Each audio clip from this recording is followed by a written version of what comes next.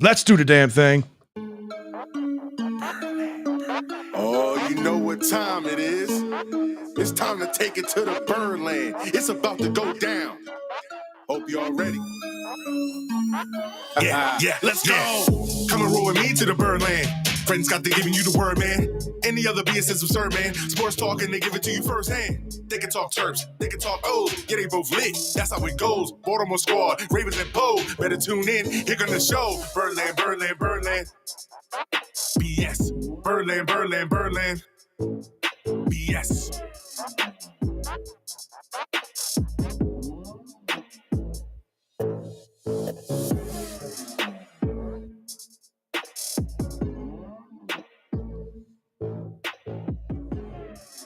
All about that BS, baby. What's up, BSers? I was looking down. Like, oh shit, we're live. Hey, Deer in headlights. yeah. Deer in headlights. Deer in headlights. First rodeo. That's right. Fred, Drew, and James in the studio tonight. Just the three of us. Scott is in Las Vegas for a work trip, but you know what? I'm not even gonna say he's in Vegas. He's in Nevada. If he's not going to the Strip, I don't know. So I can't say he's in Vegas if he's not going to the Strip. when I ended up watching the show the next day, I saw your guys point a little bit, like kind of like poking the bear, like, yeah, you got to go to the Strip. The guy is there to work. I know he's being You gotta try to responsible. find I get it though, but you got to at least find like an hour to go get some casino time. Got to have some fun while you're something. in Nevada. Or it's Nevada. Maybe you don't go to the Strip. Like, there got to be little casinos somewhere without going all the way to the Strip. That's right. What's up, BSers? Hope you guys are having a good week out there so far. Hopefully you guys had a good weekend. We got a lot to catch up on, man. Last Thursday has become kind of a big day with the NFL as the Ravens schedule was officially announced, even though a lot of things were leaked out prior. So we're going to dive in a week by week and take our first shot at a way too early predictions for the 2022 season. One of the big free agent wide receivers, a lot of you and Ravens fans have discussed, comes off the board. So we'll talk more about the Ravens staying put with what they have, or adding names through free agency. You got the post cut maybe kind of rumors you could hear, or any potential trades there. Yeah, man. And we had a BS night last night down at the yard in hopes of a big debut. Sadly disappointed. However, we did get to see our guy Kyle Bradish pitch. I did see Bradish. That made me happy. Yeah, we got some cool $35 home run chains. $35 home run chains. I got you, Scott. I got you covered. But we had a good time, man. It was a great night down at the yard. Was a blast. A nice, fun Monday night. Yeah. Before we do too much, though, give a shout out to the sponsor. Oh, it's that time of that sponsor. That's right. All right, remember the team over at MD Crash? Well, we've been telling you about for 2 years. Well, they've expanded to more lawyers and handling a much broader spectrum of cases now. Still handling all of your auto accidents and injuries at work, of course. But now the team at Bowers, Hassan, and Herndon can help you with family issues from divorce, custody, and child support, etc. To even criminal cases, from traffic tickets to maybe some drug issues. That's right. For some people in the news right now. So you can call or text now at 667-220-6500 anytime for any of your needs. Save the number now. Update that MD Crash number if you did. That number again, 667-220-6500. Call or text anytime to get the team of Bowers, Hassan, and Herndon on your case. All right, fellas, it's time for some flock talk. As I said, the 2023 or 2022 NFL season schedule is finally out. I know it's very much anticipated. But before we dive into that, man, I was going to try to cut you off. I remembered. Yeah. So I don't know if anybody saw it out there right before, not necessarily right before the show, but maybe about a little bit before 7 o'clock. It came out that ESPN has production underway on a 30 for 30 when you're 2000, Super Bowl 35 champion Ravens. That's awesome. That's some pretty cool news because I could watch these 30 for 30s like any of them. Like even the ones that like you would think are not your interest. Like they did one that was like it was a tale of two Pablos or whatever it was, tale of two Escobars. Yeah. It was literally two guys named Pablo Escobar, obviously the drug kingpin of that in Colombia. Right. And it was a cool parallel. So even random 30 for 30s always amazing. Always great. So I know, I forgot the date, but I know it's either next week. It's this month. They have that Meyerhoff celebration at the Meyerhoff. I would assume maybe you got a whole bunch of the players there. You could probably get some interviews too. That kind of popped in my head. So yeah, That'll be cool, man. Damn cool. Any 30 for Pretty damn 30 cool. production's always done really, really well. And that 2000 team for you young folk out there that maybe didn't get a chance to really appreciate what that season was like. And, it hadn't been long since football had been back in Baltimore, fans, this is a football town first and foremost. And, obviously losing the Colts in the 80s, it was a long time, 14 years before an NFL team had come back in. And it was only 4 seasons before the Ravens end up going to the Super Bowl and winning their first title. And doing so with a very lackluster of an offense, a just get it done type of thing. Don't screw shit up. Thank God for Matt Stover. Yeah. Thank God for Matt Stover. And one of the greatest defenses of all time. That's not even being biased. I mean, you can argue a lot of other defenses. Obviously, the 85 Bears is one that everybody argues. To me, that's like the two. Like, it's 1A, 1B. Right. One way or the other. Like, that for me is you can't have an argument outside of those two. How old were you for that Super Bowl? So that was it was middle school. Middle school? Probably 8th grade. Because you talked about wearing your Jamal Lewis Super Bowl jersey. The jersey. I wore that jersey for draft night. But yeah, I guess that was. You said 8th grade. Yeah, it was 8th grade. Really? Because 2001 was my freshman year. So yeah. What's is there one memory about that season that stands out? Because for instance, for me, obviously the whole season was just amazing, but the end of the year, going through the playoffs, when the players would come back from the road games, the airports, and all the fans down there waiting for these players to come off the planes, and then obviously the parade at the end of the year and the celebration at the bank, man, it's something I had never experienced at that point, and I think it was really cool. For me, what sticks out the most is oddly kind of not random, but the Jermaine Lewis run back. Yeah, because it was it answered their kickoff return, right? And it just all right. Now this defense has that too much got comfortably. This is going to be ours. It's ours. I expected to win that Super Bowl. I just never expected to be in that kind of blowout fashion. James, that I almost think I think revisionist history, but I think if they somehow didn't win that Super Bowl, then that's when I would go, all right, well the Bears got that jump, right? Because they did win the Super Bowl, but I wasn't ever in doubt. You're a few years older than me, James. What was your fondest memory of the 2000 team and that kind of miracle Super Bowl run? I just remember, our friend Berto. Yeah. I went over there and watched it over at his house, and just the year that leading up to it was incredible. It was unreal. They had 6 shutouts that year? Yeah. Unreal. They won so many games without even scoring a touchdown. It was all done by Matt Stover. Matt Stover kicks on, but just that defense, you knew this is gonna be a win. It wasn't even a question. This is gonna be a win. It was just sick. But the thing that I don't know if we get don't get caught up into it, but I do is after we won the Super Bowl, it was great and all, it was awesome. But then we had the draft for Houston. Right. And that's when Sharper had to go and Jermaine. It was just it wasn't we can run it back. It was that's the next year was the expansion draft. And right. I think you had to give up 4 players each team. Yep. You couldn't protect so many. Yeah, I remember Jamie Sharper was one of my favorite players. You remember he used to come in with the fur coats and all that. Yeah. And then was that the year they did Hard Knocks too? Yeah, that was the year that they did. Or it was the following year. The following year, yeah. Yeah, the year after the Super Bowl. That was good and all, but it was heartbroken because after, I felt like you couldn't enjoy it all because you had that supplemental draft. Right, the expansion. And it was you're heartbroken because these guys that just won a Super Bowl are not going to be there. Yeah, that's true. I had forgotten about that. That's actually a really good point because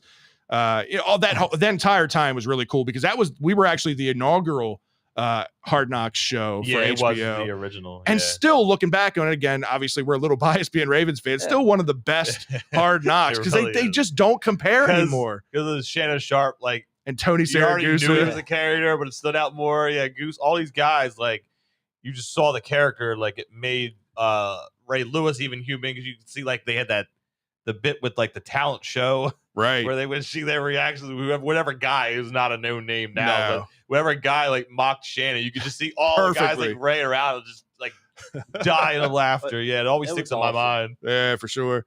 All right, well, let's talk a little bit more about today's day and age team, right? Again, the schedule is finally out. A lot of talking heads and rankings say that we have a top 5 favorable schedule as of now, which is very different from what we were looking at going into last year. which to me honestly feels fantastic considering the year that we had last year. Probably one of the toughest seasons in Ravens history for me as a fan to kind of sit through, finishing 8-9 after starting 8-3 on the year, riddled with injuries, starting in training camp. I mean, we all know the story, right? It was a tough season as a fan to sit through. They kind of gave you hope because they were winning all these games unexpectedly. They didn't think it was Lamar Jackson winning you all of these games unexpectedly. Lamar goes down with his injury. They lose 6 straight to close out the year, and just a disappointing year. It was such a disappointing year. I mean, I tried to not be purple glasses by the time the end of the season came around because it was like, you weren't the only injured team, but like besides like the Titans, it was like you two like were fighting like for the most injured players, but you had such key players. Like we had, say it again, with the running back core completely wasted and all that. It was such a frustrating season because it was trying to like, there was so much hope behind it. I was trying, like you would try, like for me anyways, I would try not to like be, like I said, I'm just rah, nah, they're going to win. Right. Like, we did it in here plenty of times. Little arguments and stuff, but it was like, how can you not? Because it was just so much bad stuff. Yeah. But you could definitely point at some of the like things with like the 2-point conversion tries and little sneaky plays you tried to do that didn't work out. But yeah, it just felt like a lost season. Yeah, it did. I mean, you're excited. You got that super talented running back core, like you said, that goes down. You draft a potential number 1 wide receiver in Rashad Bateman. You've got one of the top secondaries. It just gets mauled with injuries. I mean, we know the story, right? It was a very tough season to sit through, but it's in the past. Yep. You got to start looking forward. And I'll tell you, when I first looked at this schedule, a quick glance, they opened the season with 4 consecutive games against the AFC East, right? Which is, going to be a tough challenge. The AFC East has always got good teams in it. They've got one that's really good, potential Super Bowl team in the Buffalo Bills, which we'll talk a little bit about. Followed by their first primetime game of the season, which will be over by their only home primetime game, which as a fan, as a season ticket holder, I'm actually appreciative of that. I love primetime games, don't get me wrong, but most of those games, you don't end up getting home till 2-3 o'clock in the morning. I mean, it's rough. Not even as one that go. Like I've been to primetime games before. It's been several years, but like just being at home, like I could go to my bed 5 feet, and be in sleep 5 minutes after the game. Right. But just in general, it's like, it's all right. It's 11:15. It's rough. Still got 2 minutes, but that could be 2 minutes. That could be. I know. It could be 11:45, and I'm going to bed. So, the night games are cool. It's always a cool stigma. Visually, they're amazing. They're amazing, but I think like the number we have this year, where we're at 3, right, and we'll break down the schedule. That's the kind of number I'd rather stay at. When you get to that 5 range like we had last year, and you get the spikes of like Bengals having 5, like when you're this team that is expected to do something, you get these 5 games. That's when it just starts to feel like too much of a chore sometimes as a fan, for me anyways. Right. Like I said, 3 feels like the right number. So I agree. I'd kind of rather stay at 3 every year. I agree. We got 1 at home, 2 on the road. And that was another thing that kind of stuck out to me is they got their bye week 10, a little bit past the midway point, which is good for them. I think that's a good breakup of the season. I think that's a good spot for it. Yeah, and it comes right after 2 primetime road games against the Buccaneers and the Saints, right? And both of those teams could be tough matchups. They've got a lot of superstars on both of those teams. One could be coming back in the fold, which we'll talk a little bit about later. A savvy vet and Hall of Famer potentially coming back. We know one's already back. The other might be coming back. Then you wrap up the season with 2 divisional games, first at home versus Steelers, and then 1 on the road against Cincinnati. You know that they're always going to be super important, depending upon where you're at in the playoff run and division standings. And the thing that I think that you pointed out that I didn't even realize, we never leave the Eastern time zone in this schedule. Yeah, and I think it's so they never leave the Eastern time zone. And I don't know the other team, but like it's like the second fewest like miles traveled if you just go by judging planes. Right. Airport to airports. So like that's an interesting tip. I think something like that happened like was it 2019? Like that, I think that felt like something like that. Like where they only had like the Seattle game was like that was it. Every other game was one travel game. And that was it. Like that kind of thing. Like you think of all it takes, like you literally are pretty much picking up everything at your facility, like everything with in the franchise, and going to another. You're city. Leaving a day earlier. Like, all of you're that. trying to like what's the right time to leave? Exactly. Going in, you knew I think like 3 of the teams they were on the schedule, they had international games, so now you got to start worrying about international, like that kind of thing. Like it weighs on you. So to me, like, yeah, trying to judge a schedule out the bat is a crapshoot, as we all know, and we're gonna do that, which we're gonna do. But like something like though that time zone thing where you're not doing that much travel, you're not. It plays a part. It plays a huge part in my mind. Absolutely, I agree with you. As you said, it is a crapshoot trying to predict how this season's going to go. There's so many things that can happen between now and the start of the season. In August last year. Exactly. But we're going to take our first shot at it now that we actually know when and who we're playing. So let's take a look at this. And we want your guys' picks out there too. We're going to break this down week by week. James going to tally up our wins and losses here, and we'll see where we're at the end of the year. I haven't put out a number yet. I haven't gone through this yet. I have no idea where I'm going to end up. My number's definitely coming on the fly. Yeah, we're doing this on the fly. So let's take a look week by week. We'll start with week 1 on the road in New York to take on the Jets. Jets are an interesting team, man. They got Zach Wilson coming into his second season now, which, there's a lot of hype around the kid as far as at least his arm strength and his ability to throw the football, right? The question mark for me with him has always just been kind of his stature, his size, a little dude. But according to their head coach, he's put on some weight, some healthy weight, some extra strength this year. So that's only going to help him. And it hasn't hindered him in his ability to throw the ball. Yeah, he's an interesting guy for me. And I feel like, yeah, like you said, the talent's there. Like he showed the growing pains, but he also had an injury like last year too. Had some of the growing pains. And it was a younger team. You were still trying to figure, you were bringing on some good pieces in the line that you're still trying to figure out. Brand new head coach. Yep. But, I mean, they're the darling right now. You know what I mean? They're laying a good foundation, man. That first round was a really good take. So they're right up there with the Ravens as far as most people's draft rankings, as far as how they did this year. A lot of people have them very high as far as their class goes. They got a lot of new offensive toys. A very stout offensive line. So this is, it's not going to be a roll in the park for the Ravens. Obviously, it's week 1. They're, all teams are kind of working through things at that point. But usually the Ravens are one of the most prepared teams. That's why they're so successful in the preseason. That's why you see so many undefeated preseasons. But I'll be interested to see how the Ravens handle that this year, because they're putting an emphasis on protecting the players and not working them as hard through preseasons to limit the amount of injuries and whatnot. So I wonder if that has an effect on how prepared they'll be through the preseason and into week 1. Which is, that was something we were talking about last year. What a lot of fans, like, that was the growing thing on social media, was like, something's not right with trainers. Something's not right with how they train and take care of the players and all this, that, and the other, or, the fields they play on, whatnot. And it looks like in the off season, they at least did, hey, we're starting this new regimen. Like, let's do it how let's change things. Let's do it. Right. Figure out what works. Exactly. So I kudos to them, because I think that's the right move, and hopefully it pays off. Sometimes. Absolutely. Could make huge dividends. Obviously it did in the negative this past season. So we'll see. But week 1, I'm going to go kick this one off. I think this is a win. So you can put that in the book for me as our first win of the year. Drew?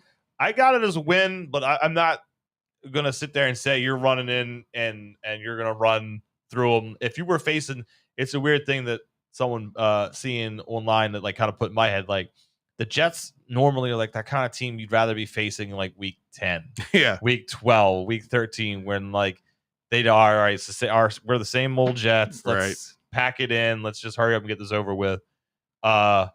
So out the gate, getting them right away, and it being like, something like the September 11th anniversary, like that can play into it. I mean, it really can for me. I still have the Ravens winning it, but it's not for me. It, like I said, if this was later in the season, they're kicking their ass. First game of the season, this could be like we win by a touchdown. Kind of like the Raiders game last year on the road. It was a tough game that we ended up losing. Beat them, even though it was on the road, and you did. Yeah, exactly. James, clean sweep on this. Do you see the Ravens picking up this win? Clean sweep.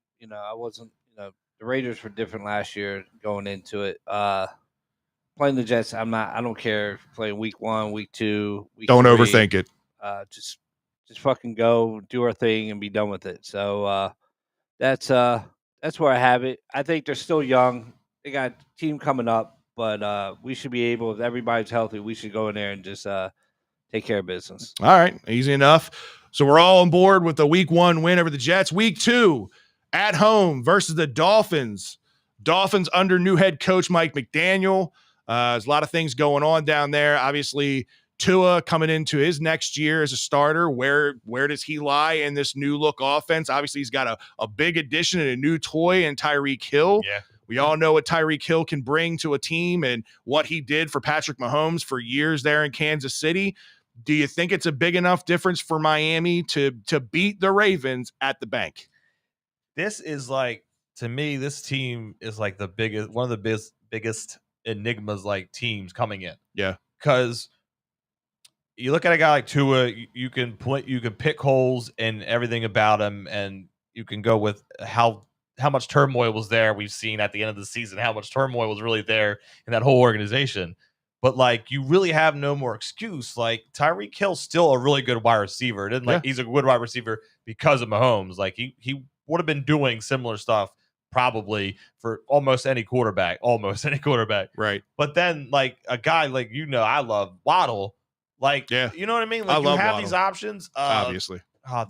Because funeral director. Gesicki is no slouch. Like, he is one of the better tight ends in the league. Man. Like, you're so much like, and I mean, that defense is no slouch. Like, but it all depends on the quarterback. Like, it could suck, or they could be a really good team and stun some people. This is still another tough one for me because it goes with the same argument we had after the Miami game last year. Are you going to do like the same shit? Like, if they punch you in the mouth like they did last year, are you just going to keep like trying to do the same thing? Right.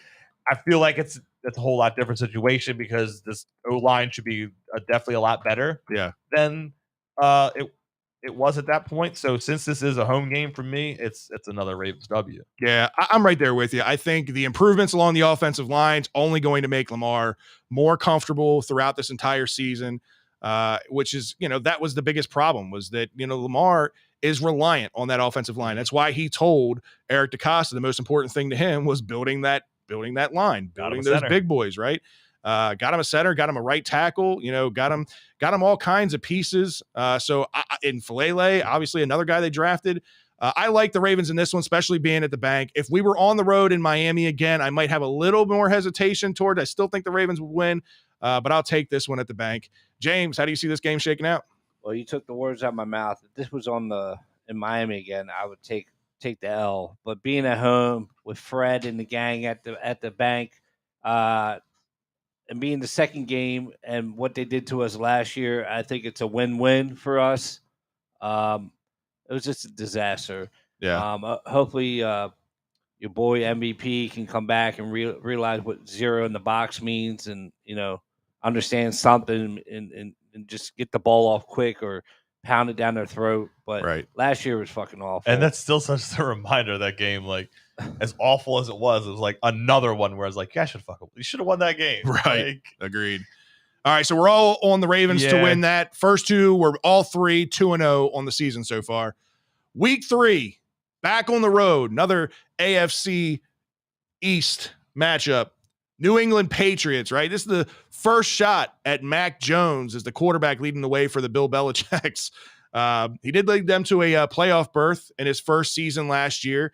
Has a new look offensive line in front of him via the draft, including a reach by most draft experts in Cole Strange. It was a strange pick per se. Outside of the wide receivers when being drafted, I'm not doubting Bill ever. Yeah. Somehow that guy's going to be like... He's always 2 steps ahead of everybody. The first 2 years, Strange is going to be an all-pro. So I have that in my head. Right. I don't care if I'm wrong. I'm never doubting that guy. Am I wrong? Was last year the monsoon game? No, it was 2 years ago. So we go back up to New England again. Right. Hopefully a little bit earlier. It's not a monsoon game. Yep. And you got Matt Judon getting his shot to lick his chops against his former team. Had 12.5 sacks last season, right? So obviously he's being utilized a little bit different up there in New England. He did fall off a little bit. He did. Came out the gate. But they kind of fell off a little bit as a team. They did. Yeah. This one, again, on the road against Bill Belichick. I'm going to play the hot hand that the Ravens are healthy. And I think if all things are equal and the Ravens are a healthy team versus a fully healthy Patriots team, the Ravens have been successful in Foxborough, one of the more successful teams in Foxborough on the road. Granted, that was a lot with Joe Flacco and a very different team back then with all that success, especially in the playoffs. I think I'm going to take the Ravens here. I don't like it. I don't love it. But I think I'm going to take the Ravens here going 3-0 to start the year. I'm going to go a little outside the box. I don't think they're going to win it. Okay. I think because they are going on the road. I think I wouldn't necessarily say Belichick has Lamar figured out or not figured out. Like, you know what I mean? Like, granted, I guess it was like a monsoon game, but they played them tough. It became a real bad monsoon game when they needed to make the comeback. That was the thing. If it would have been the weather would have cleared, maybe we come back and win that one. So that was really the issue to me. Is like it just they were not going to have a chance. They couldn't hike the ball to him whatsoever. It's always a weird spot when you go up to New England. Like you said, we've handled it. We're one of the better teams up there that have handled it. But I think maybe this is one of those stumble out the gate type games where, like, you think, oh, they can do this, and then it's just something happens where they don't have a complete game and make a mistake like a little too late and it can't recover from it. So you're taking the loss I'm on taking this the one. L on this one. All right, James. A little outside the box. What do you see it happen in Foxborough? I have a Raven win due to the fact it's early in the season. Matt Jones is second year. I think him being his second year, being the first couple games, I think he has to get in rhythm and also they added Devontae Parker too, another weapon up there. I ain't worried about him. Just saying, no one's worried about him. I think they lost a better wide receiver than what they got, but I think they get hotter. New England gets hotter towards the end than the beginning. So I think if this was a later game, I think it'll be kind of close and being on the road probably lost. But I'm going with a win. All right. So yeah. Wow, I'm surprised. All right, so James and I thought those roles would reverse. 100%. James and I 3-0. In August, when we do this again in August, I know we might not do it like the breakdown like we did, right? But when we do our show late in August when we pick do our record and what we did last year, like that might be one that I change because things looked a little different. Once we get an idea of what the depth chart looks like, what the injury situation looked like, there's still a lot of question marks that have to be answered as to who's going to be playing in the beginning of the year, right? So this is all based on everybody's healthy, and we're 100%, right? That's where our predictions are at right now. But let's move on to week 4, because this is the game that I could not believe wasn't a primetime game. Week 4, the matchup with the Buffalo Bills. This is a big game, right? It's at home at M&T Bank, which the last time the Bills were here, we did them dirty. I mean, we beat them pretty bad. It was a long time ago. It was Josh Allen's rookie year, and he was still working through things. This is a team I think right now they're primed for a Super Bowl run. I mean, they obviously were primed for a Super Bowl run last year, and we're an overtime game away from that happening, right? But we all know what Josh Allen can do as a thrower of the football, as a runner of the football. We all know what kind of wide receiver threat Stephon Diggs is. But I think the guy that, kind of flies under the radar here that came on big at the end of last year, Gabriel Davis, right? Yeah. I mean, he was huge in the playoffs. The KC game was 3 touchdowns, 200 yards. Yeah, I think that guy has got a real shot at taking some targets and some yardage away from Diggs. I'm sad to say that when my fantasy team, Chuck, don't listen because I'm talking to you about a trade. But anyway, this team, though, for me, was one piece away from being that elite level team, the team that could make a run for the next 3 to 5 years for a tough window, and that was at running back. And I think they addressed that in the draft with taking James Cook, the running back out of Georgia. I think he's going to be the missing piece on this offense. We know they're a stout defense. They're a really, really good team. You add a piece like that at running back who can catch the ball out of the backfield and run the football. That's the piece that they were missing. I don't like this game at all. Even at home, I think I leave here with my tail between my legs. This is a bad one. I think we lose bad.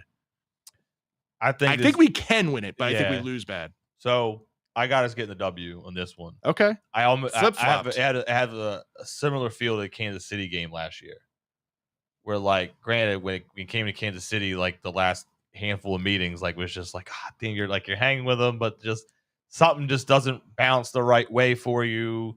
And Mahomes does his magic. I think Allen he's hit that upper echelon. He's the elite quarterback now that everyone talks about. It ain't going to be easy. I'm not saying like you're going to be winning this by a touchdown. It could come down to a Justin Tucker field goal late, or walk off to win it.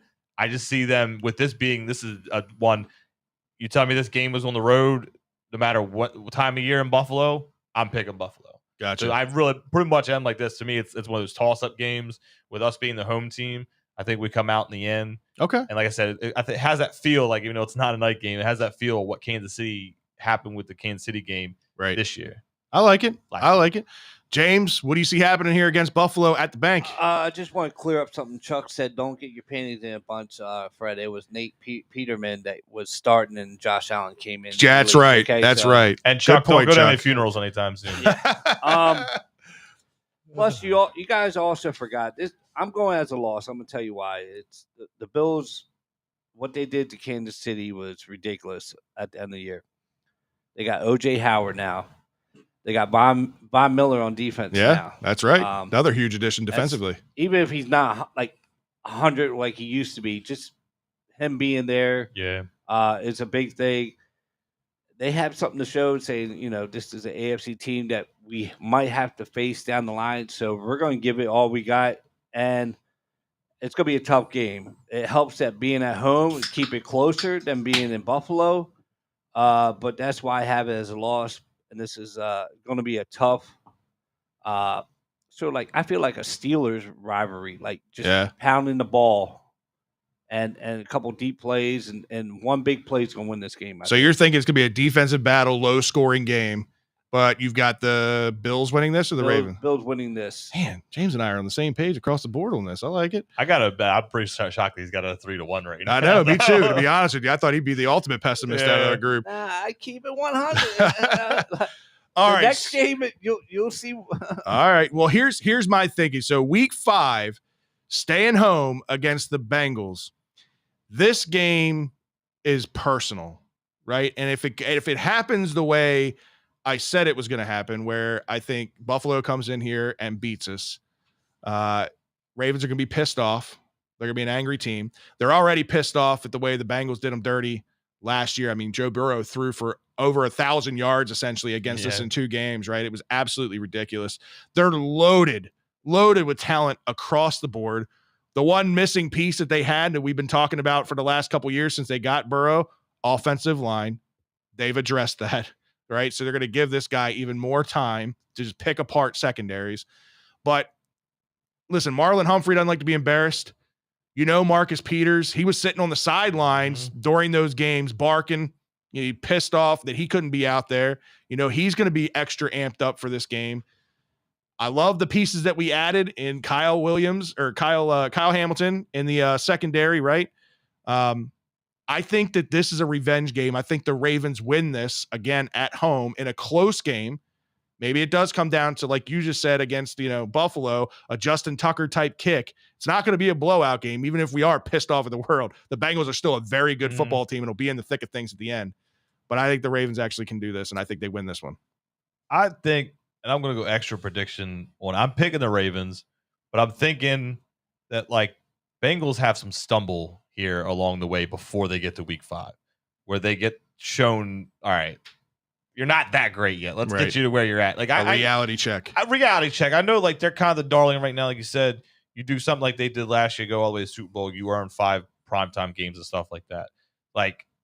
You know what I mean? It could get to their head. I mean, if, they were, I want to give them credit, but I can only give them credit so far. Because it was, like I said, it was 10-7. This team fell apart. Pittsburgh was a shell of themselves. Cleveland fell apart. You know what I mean? Kind of they were kind of given the division. They earned it. But then you get to the playoffs. It was like Ryan Tannehill screwed up. Mahomes and Andy Reid played cute and screwed up. You know what I mean? They had when they had it on the line, and granted, like you said, different offensive line now. When they had it on the line, they did choke it away in crunch time for the Super Bowl. So to me, I feel like somewhere along the lines they get shown the door a little bit, before this game, and they come down to earth a little bit. Like I said, this being a home game, that's another one where I give it the edge because of the home team. Okay. I'm not saying the Bengals are going to be back to the Bengals where they're 5 win, 6 win team. I'm not saying they're going away, but when teams like this kind of come out of nowhere, now you got to start. All right, you won the division. Now you got to start facing these first place teams. Right now, you got to face one first place team from the NFC. So sometimes this is when their cut or dry season. Like, was it a fluke? Right. Or was it not? Because usually that Super Bowl hangover is a real thing too. That's true. So maybe it's rose. The purple sunglasses, it's fine. But like I said, with it being a home game, it's just like I did with the Bills. With it being a home game, I go with them. All right. I know James over there chomping at the bit for this one. What do you got, James, in this Bengals game? Real quick, Drew, we got Anthony Taylor says, what's up, Drew? CJ says, what's up? Yeah. So appreciate it, guys. Yeah, they went to the game. I had a chance. But I'm like, I can't go to the game 2 nights in a row. Even if we were had no show. Yeah. I'm like, I can't do it 2 nights in a row. What do you got, James? What's happening here with the Bengals game? It's me being realistic. Okay. Still being at home. The Bengals are the Bengals. They look good. They look unstoppable. They look like they are the leader of the pack for 3 years to come. They got their offensive line ready to go compared to what happened last year. They stacked up. They got all the weapons in the world. I'm hoping that all our guys are healthy and all their guys are healthy. So when people say, well, we lost because this person was in, or we lost because we had this, I want to be an even playing ground where everybody's in the fucking lineup. I want to hear, well, Chase was out, so that's why the Ravens won, or blah, blah, blah, or the Ravens didn't have this person. I don't want to hear no excuses. Being week 5, everybody should be healthy on the goddamn field. Both teams got probably the best kickers in the league. Yeah. I think, Ravens 1-2. So it's going to be a great game. I'm hoping that's not a blowout because, I'm just tired.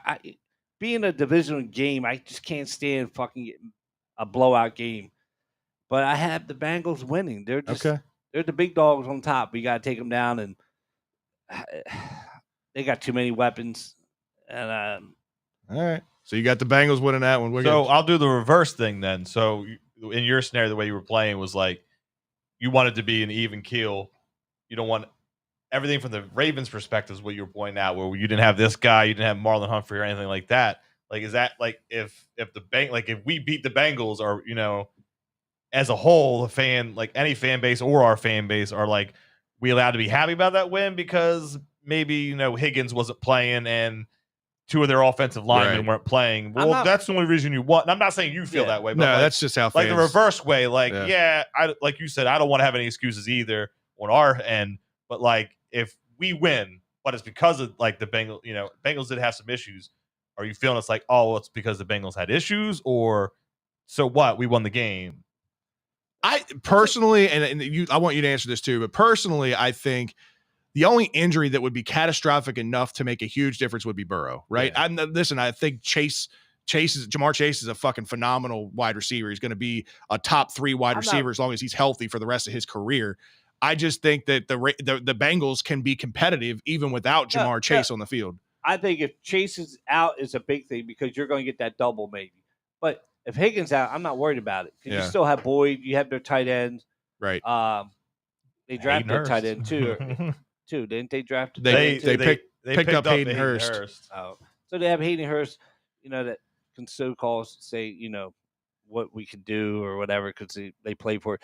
But my only key, if let's say Chase is out or Burrow, that's why I hate. I want their your best versus our best. I'm with you on that one. I want to see it. I want to know what we got. I don't want to be I love won. It, James. I just want 100%. I want your ones versus our ones. Let's see what happens. And this is actually a game that, like I said, I'm not a big fan of going to the game. Yeah, because of we talked about how some of our fans, they're just fucking assholes because they just fucking drink way too heavy and don't enjoy themselves. I don't think. But this is one of the games. Enjoy themselves a little too much. This is one of the games I would love to be watching. Yeah. It's going to be rocking. The bank's going to be rocking. Like I said, this game's personal. It is. It's payback. And to your point, man, I hope for the best that everybody is injury-free, both of these teams, because I would love to see our ones versus their ones and see where both of these teams are at. And I think this would be a good litmus test for that. But all right, let's move on. Week 6 on the road, back up in New York again, this time to take on the Giants.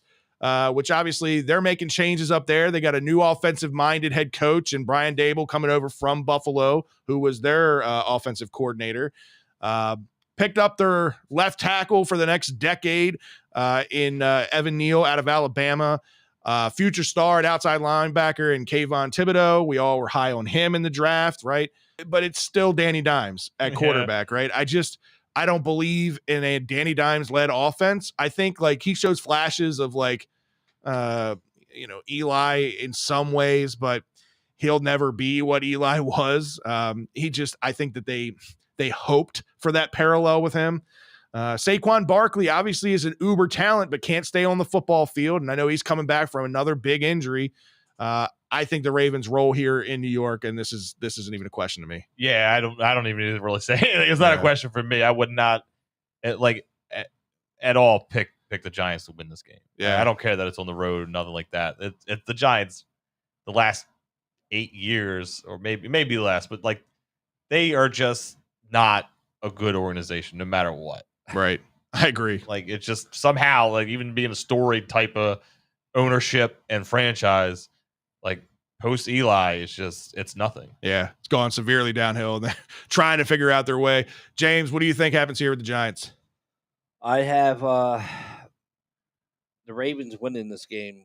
Clean sweep. Hands down, because they got a new coach again. Danny is who he is. I don't think he should be in the league.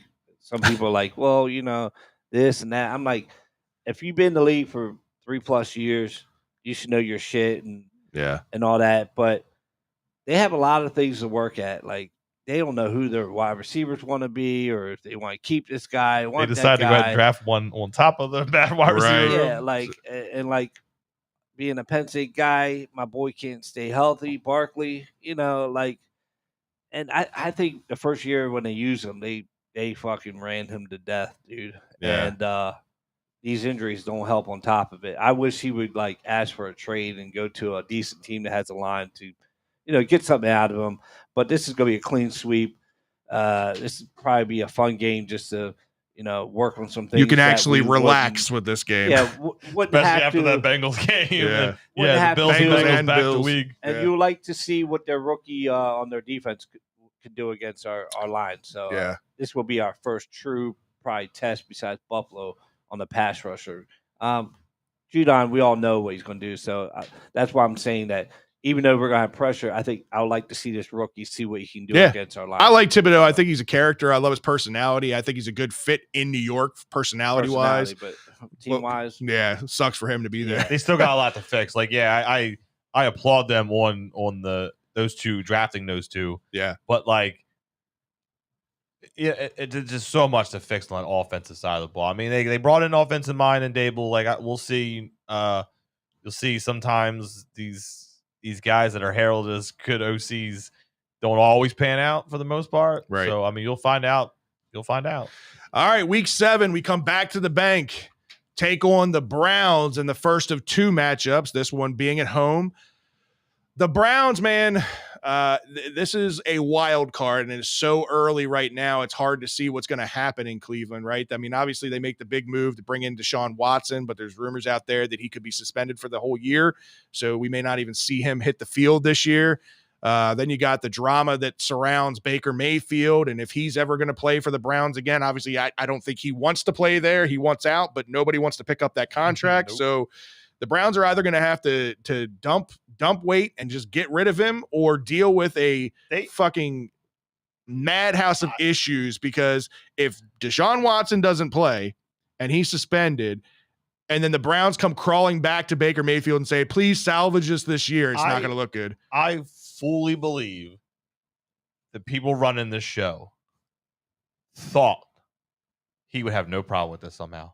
I like, you know what I mean? Like it's and maybe it's in my, off kilter, but like you bring in, when you bring in Watson this year, you got that crappy thing. It's $1 million base cap hit. Like, you know what I mean? Like, so it kind of maybe, I know it was kind of like to help them and him, but almost like it's like he doesn't cost so much. So then you could take on Baker's salary if you need, but I have a feeling like they were like arrogant enough or just maybe just completely dumb enough to think like it's the Browns. We know he'll want to come in and show off, and if we don't have Deshaun, he'll want to show out for the first several weeks, and then if we're only losing Deshaun for 6 weeks or half a year or even whatever, well, we could trade Baker at the deadline or something. Right. I fully believe like they probably thought like this would work somehow, or like that was their insurance plan. The hell no, and he shouldn't. No. I mean, you can not like Baker all you want. I get it.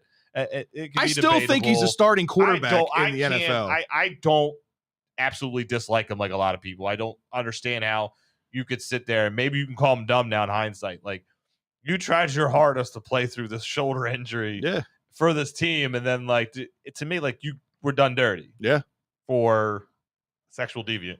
Right, and Baker Mayfield was the only one from a quarterback standpoint to put the Browns back on the map, make them competitive again. Like I get that might can only give you so much leads, that but so quickly. You know what I mean? Yeah. Like I don't know. That situation's going to be a mess. So my feeling is Deshaun Watson doesn't play. My second feeling is Baker Mayfield doesn't play another down for the Browns either, even if Deshaun Watson doesn't play. It's Jacoby Brissett. More likely exactly. That was that case. And I don't like a Jacoby Brissett-led team. I never have. I think the Ravens roll in this one. They did add Amari Cooper to replace, obviously, Jarvis Landry leaving, right? I know they got some weapons on defense, and they've got a trio of running backs with Nick Chubb and Kareem Hunt and Dearness Johnson, right? They've got a great three-headed monster at running back. So that's going to keep them in some of these games. But with the revamped defensive line that we have and how we usually are against the run, we did a good job of shutting them down last year. If you didn't say that, I was bringing it up. In both games, they shut, especially Nick Chubb, but they shut him down. Yeah. And that was a stark difference from 2 years ago. 2 years ago, Nick Chubb was running all down our throats, right? Exactly. So I think the Ravens win this on the sense that, 1, they're at home, 2, it's the Browns, 3, neither of those quarterbacks play. I think the Ravens easily win this one. Yeah, if Watson's not playing at all, that puts it in. But for me, like, even if he is playing, like, I could see it being something where, like, he only gets 6 games. Yeah. You know what I mean? Like, you kind of thinking, like, what happened with Roethlisberger back? I think he was given 6 games, but then they reduced it. I don't think that's happening. Like, whatever they give him, I'm trying to give the NFL the benefit of the doubt a little bit, because I know we're all going to feel like that's not harsh enough. So I'm not giving him credit for that. But then whatever they give out, like, no, that's it. Like, it's not right. You can have your appeal. We'll give you your appeal like we do for everybody else. But like, I have whatever. You might not like what they give, but they'll stick to their guns on that. So I think like I said, without Watson, they're winning the game. I think they've kind of, if they hold him in check with that running game again, like they did last year, if he is there, I still feel like they could win the game because he hasn't beaten them yet. Yeah, I agree with that. I don't think Watson is a dead given that they win. I just think it makes them more competitive. It isn't like being in the Texans was, you know what I mean? Like a slouch. Like it wasn't like just him and nobody else. Like he had DeAndre Hopkins and Will Fuller. And it came into Baltimore and it kicked his ass. So it's like, so I'll give you, if Scott ends up watching, okay, Scott, he sucks. All right. I forgot about that. James, is a clean sweep. Do we beat the Browns here at the bank? I think Houston did the reverse draft day. They called the Browns like, Browns, I know you want Watson. I want all your number ones. and the Browns were like, yeah, you got him, and we got Baker for you too. Like, I just want your number ones. We don't want Baker. You can keep him. Yeah. All right, we'll eat his salary. We'll just keep him and make him miserable on our bench. That's cool. Yeah, they're whatever. Like, yeah, we want all your number one. Sure, send Watson. Yeah, you got all our number one. So I had this game as a win for the Ravens. I don't care if Watson's there or not. I don't even think he's going to play. I don't even think the league knows what to fucking do with this guy. Suspend him, not suspend him. He hasn't played a whole year. Can't not suspend him. I just don't get how this isn't resolved with something like, you know, like, and then for them, the Browns is to say, oh, here's a guaranteed contract. I don't know if you're going to fucking ever play again, but, we'll give you $230, no problem. Yeah. It's just mind-blowing. It's just the Browns being the Browns. The only thing that was more impressive that's probably going to be for the Browns all year was Nick Chubb benching like 700 pounds or squatting 700 pounds. That dude is a hoss. You know what I immediately thought of, though? So you got the Ravens winning this one, too. So clean sweep. Clean sweep. Like, I saw him doing that the other day, and I'm like, I don't not trying to be a jerk, but like, This could be at like, oh yeah, it's cool. You're fucking muscle bound. You're great. Yeah, that's how you tear shit. Like, no, I know that being super muscular. Like, that's just that weird thing. Because like, if they don't have him, like, Kareem Hunt is not a like. I and know every like, down you back. kind of thought that he was still a number. You have 2 number 1 running backs. I don't really think that anymore. Like, I think it is, even though like not being that primary back, it's like he has another year. You know, Chubb. Like it's just. Yeah, I don't buy into him as much as I do Chubb. This is the way of the NFL. Most teams are going to this whole running back by committee thing. You don't really have the bell cows anymore. I mean, we're gonna do that. I mean, that's what was our plan last year. Jonathan Taylor might be the only one. I know they have a change of pace back, you know, that comes in a little bit, but Jonathan Taylor is probably the only one I can think of off the top of my head. And even then, like, they didn't give him the reins right away. They were still giving it to Marlon Mack. Marlon Mack tore his Achilles, and that was it. They had to go with Taylor. The thing that gets me about Zeke is, Zeke is only that way anymore because he's paid that way. No, he paid, but also the head coach, but also when he runs and gets like a yard, I'm like, what are you doing? And then they put Pollard in, boom, he gets like 20 yards, and then Pollard's in for the next fucking 10 plays, and Zeke goes in. I'm like, what does it take to realize, yeah, you're paying him, but are you winning games, or you just want to have Zeke on the fucking field? Right. It's crazy. It's stupid. That's when he first came into the league, he was like unstoppable. Yeah. What he did to us when I went down there and saw him, he destroyed us. But now it's like, if he's getting 1 yard and cutbacks and this and get like a half yard, and then Pollard comes in, breaks off a 10-yard run, and then Pollard stays in for like 3-4 downs, and then Zeke comes in to give him a rest. It's like, maybe you should, like, you know, bring him in and out. You know? That's why I always say the shelf life of running back is short. You do not pay running backs long-term big money. At least that's just my opinion. Go ahead. So Craig Zero says, I want to see if you agree with him. So he points out his opinion is that actually Gus Edwards is our every down back, but J.K. is the guy with the change of pace, give him the breath he needs, and gives us our speed. If anything, it's like a more dead hunt. I can't. J.K. is our lead back. I love them both. Gus Edwards are more downhill back. Yeah, he's our more north and south guy. There's Mike definitely Davis truth to that. Every down back. No, Mike Davis might never see the field for the Ravens. But what? That was so stupid. But I don't care if it's Gus Edwards getting just to annoy me. I know that's what it was. No, I'm just saying, like, what? I don't even know why we even brought him in. Yeah. Like, if they would have did the Gordon move, I would have accepted that. I would be like, no, you know what? Like, he can still go. Type of thing. Mike Davis could not. Why waste money? They had to use Cordero Patterson because Mike Davis couldn't cut it. Right. And Patterson actually did pretty well. The thing with Gus Edwards and JK, though, like, we say they're 1A, 1B. They both bring different things to this offense, and they're both going to be used based on what the defense presents, right? If they're vulnerable through the middle of the defense, then yeah, Gus Edwards is going to get probably more carries than JK that day. But if they're vulnerable on the outside and JK can get around the edge, that's where he excels and catching the ball out of the backfield, and that's where JK would take the lion's share of the carries. Just depends week to week matchup. So good point, Craig Zero, but I don't think there's a whole lot of truth to it.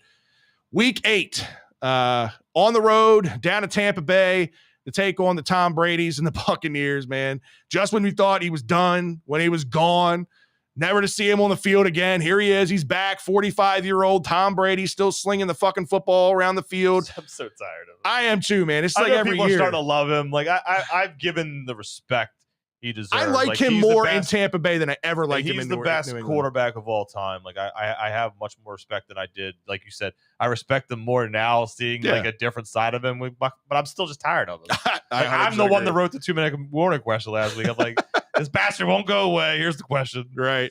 And honestly, listen, they're bringing back most of the crew that they've had over the past couple years since Brady's been down there, even Chris Godwin, who they put the franchise tag back on. So he's going to have all his receiving options down there. Russell Gage last year without having Ridley.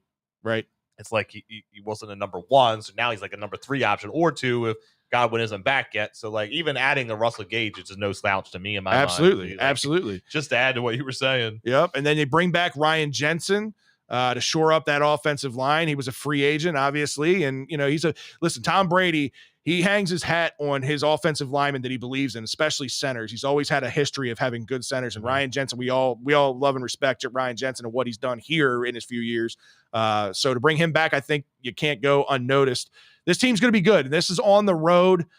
This is one of those games I think it could go either way.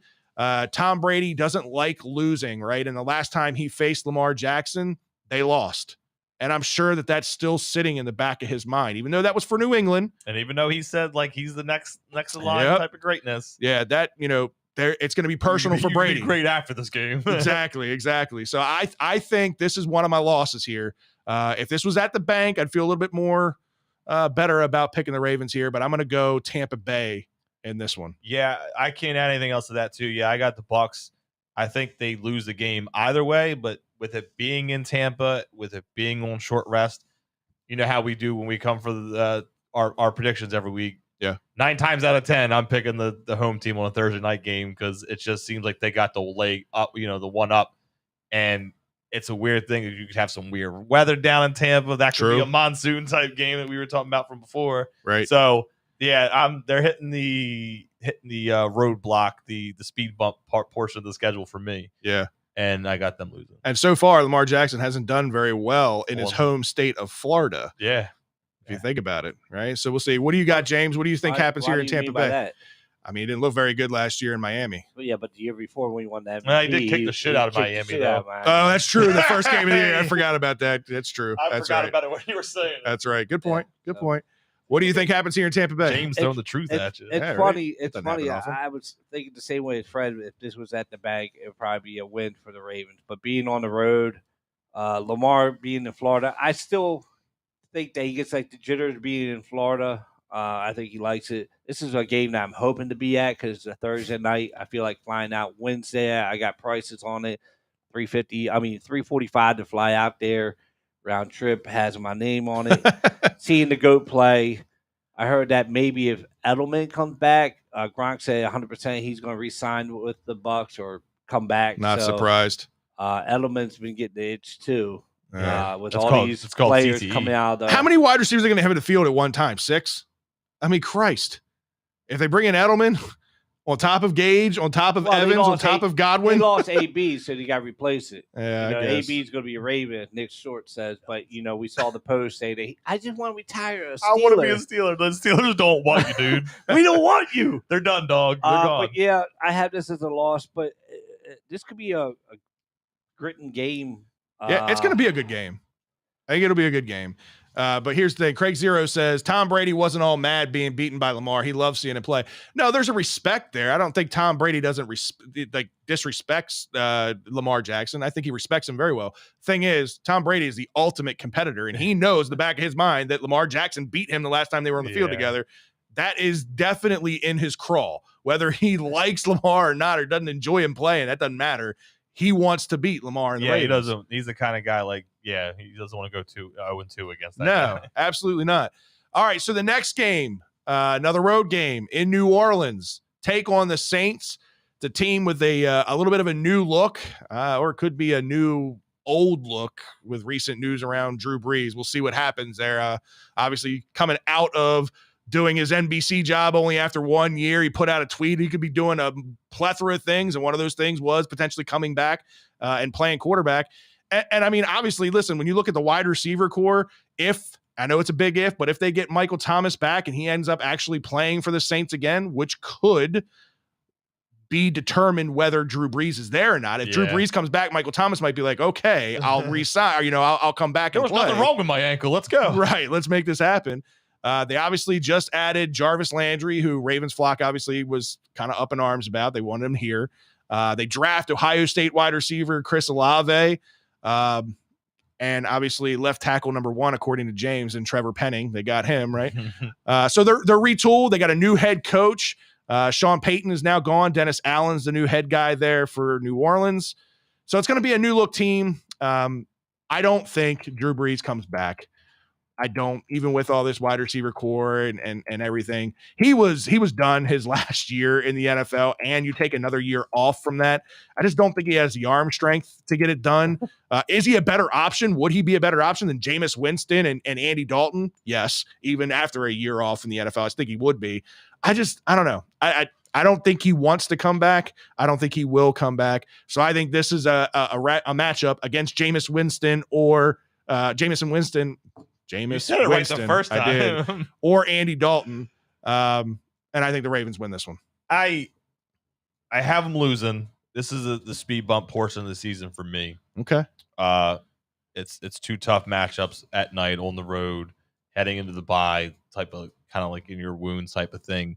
I don't think it's by any stretch of the means like it's New Orleans handling us, with ease, winning by 10 points, Right. cruising or anything like that. It'll still be a tough one, but it's still a pretty good damn defense too. Yeah. You know what I mean? Like, and they added some pieces on defense. Tyrann Mathieu. Yeah, so Matthew. It's not it could be something like a 13, 16 to 10, something like that, where it's just something like they just never get out the block, something maybe they're in their feels from losing the week before, like have Pick'em Tampa. I just think like this is one of those roadblock type situations heading into the bye where you're like, thank God this just bye get us to the bye. Yeah, just get us to the bye. Let's get to the bye. This game sucked. We'll come back out of the bye and we'll. All right. Well, I got him winning. Drew's got him losing. James, what do you see happening in New Orleans heading into the bye week? It's funny. I had them winning when they released the schedule out, and I was like, this would be easy game for the Ravens. And then I looked, when they got Landry, I'm like, Landry, kind of kills the Ravens. He did with the Browns. Winston's still a gunslinger. I think he's sort of like a Brett Favre. He'll throw his interceptions. 5 touchdowns or 5 interceptions. Yeah. One of the others happening. Everything, like a lot of reports on his knee is like he's pretty much fully healthy. And he's got some interesting fucking workouts. He's an interesting person. Yeah, he's everything's an alien. So this could be a weird game. I had, like I said before, the Landry signing. I had them, going down there and just running the ball all over them. Just make it a ground and pound. Coming off a Thursday night game, going into there. But I'm wondering, you think they stay down in Florida, or do you think they fly home and then fly back down? I mean, I would say they go home, because if it was something like Sunday to Sunday, or they played a Sunday game and then the New Orleans game was a Thursday game, I could see that happening. But no, I think would have the extra weekend, or you know what I mean, that you want to get home and get yourself situated back to your norm. I agree. But I have this as a loss myself. Okay. All right, so I'm the only one with a win in New Orleans. Interesting. They got Pennington out there to block from Jameson. Right. So we'll see what happens. But if this would suck if it was at home and the Saints just beat the Ravens at home with the bang. That's what I could stomach. Like I could stomach losing to the Saints. Like I said, at home. I mean, on the road. Does Kamara have a big game for you, Drew? What? Does Kamara have a big game for you? We're gonna need it. Need it, buddy. He's got to stop. That's the thing. It's been so So you're not he's still dropping good, him. But then he can only do so much with the way that team's been lately. So you're saying you're not dropping him and you're keeping I'm not dropping him. That's too much of a good value late, eighth round, right. losing an 8th rounder. All right. Just checking. Well, if the scenario you guys are painting comes true, the bye week will be a much needed rest for the Ravens at that point, coming off of back-to-back losses on the road. So week 10 is your bye. Week 11, they get things ramped back up with the Carolina Panthers at home. Another bye. Pretty much. Listen, you got Sam Darnold, who as of right now is a starting quarterback. They did draft Matt Corral out of Ole Miss in the 3rd round, so you could potentially see a change late in the year. I don't think Corral breaks camp as the everyday starter. You got CMC coming back from yet another injury-riddled season.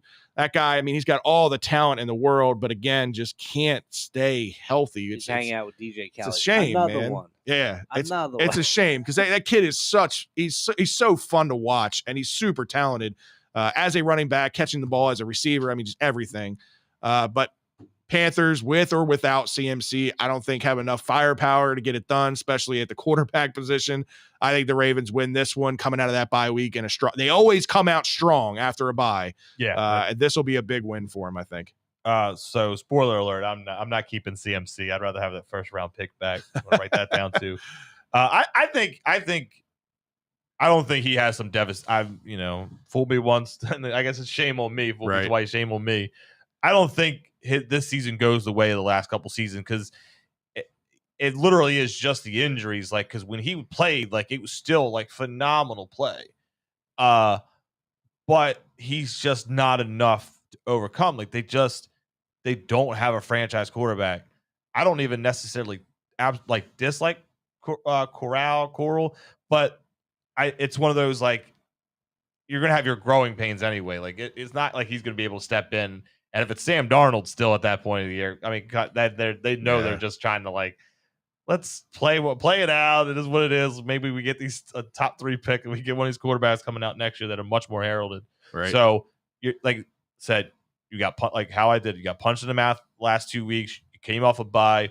It's a team you should beat. It's at home. I don't see it being a problem. It's a Ravens W. All right, James, what do you see happening in this one? It's a clean sweep. 3-0. I think they should win this game easily, hands down. Even if CMC is his normal self. Okay.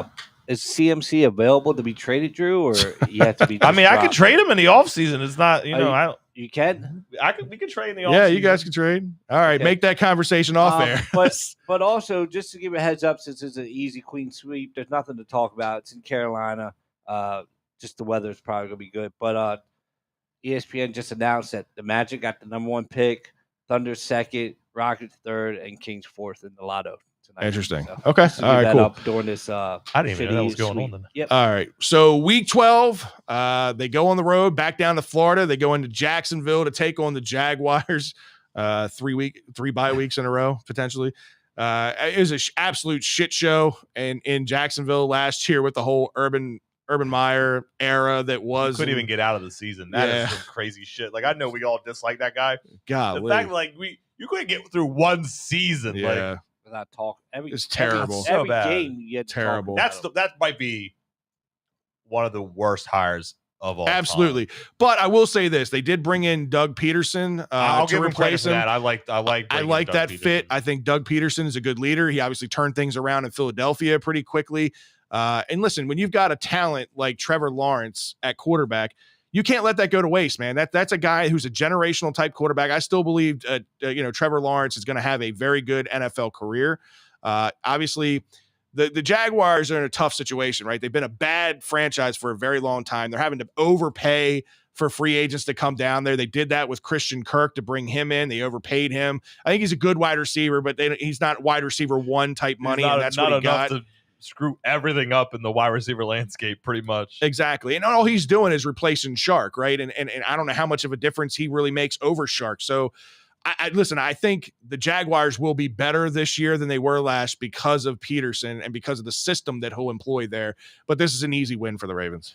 Yeah, I'll say they not squeak by, but this isn't some like I said, you're kicking Carolina's ass. Yeah. Or, like I don't think you're going down there and you're winning by 4 touchdowns type of thing. Because I mean, look, was it 6-3? They beat the Buffalo last year in Jacksonville. That's right. You know what I mean? Like and that was when there was turmoil. You know what I mean? Like you said, they turned it around. So I don't think it's going to be some easy cakewalk like I picked for the Panthers. But I still think we go in there. You're the better team. This isn't like past years where you've had issues with like the Jacksonville. That kind of happens here and there too. That kind of sticks in my mind a little bit too. But I can't not pick the Ravens in this one. Yeah. Trayvon Walker, the number 1 overall pick in the draft, is a little questionable too. We'll see if the Jaguars are smarter than everybody else in picking him. I think his ceiling is high, but we'll see, how he works out in his first couple of years. Yeah. But how do you see this shaking out, James, in Jacksonville? I have it as not extra bye week. I have this as a close game. We should win this game, but we always do some weird shit against Jacksonville. Like, what was that Monday night game where we're up and then we lose to the midget running back, Maurice Drew. Maurice Jones-Drew, yeah. And we lost that game. It's just like always weird game. Mighty Mouse. Jacksonville. Like, that's we true. should win this game, but somehow we always play so close or lose the game. But I have it as a win, but a close game compared to the Panthers. Okay. All right. But it is a clean sweep for all 3 of us there. Clean. Week 13, come back home to the bank to take on the Denver Broncos. We talk about teams that are having a little bit of a makeover. Well, they're going to have a new quarterback at the helm, and he's not just any quarterback. It's Russell Wilson, right? We know what kind of athlete Russell Wilson is, what kind of quarterback and what kind of leader Russell Wilson is. This is going to be a very, very different team than the Mile High team that we went down there and beat them. That was the only game I remember being comfortable in when we won that game like 23-7 in Denver last year. Do you think that Russell Wilson could be enough of a difference maker to upset the Ravens at the bank? I mean, different circumstances and everything, but like the last time you faced him, you did beat him. Mm-hmm. I don't think this is as easy as a win as that game was last year. But with it definitely would have been a toss up. Like I think if it's in Denver, I'd probably leaning towards Denver being able to do it because they're much better with Wilson than they ever would have been with Bridgewater or Locke. But with it being a home game, I'm giving it to the Ravens in this one. All right, James, how do you see this one shaking out? I had this as a loss to the Ravens. They have a different head coach. It's not about, you have to fucking run the ball to get that record on us or whatever. So Vic Fangio. Yeah. And they have a better quarterback. They have a lot of weapons. They have an offensive line. They have a good running back core. And their defense is pretty sick. So I have this as a close game, but I have it going to the Broncos. Okay. All right. Well, I'm going to go with you on this one, Drew. I think the only way I give them the edge is because we're at home. I think this will be a very close game. I think it'll be a very good game. Russell Wilson is going to make Denver a threat again. Denver was a good team last year, even with shitty quarterback play. You had a guy like Russell Wilson. I still think they're a very good football team. Now they're in a very tough division, so they got a lot of work to do in their own division. But I think this will be a close game. But again, being at the bank, I think the Ravens can pull it off. So put me down for a Ravens win on this one.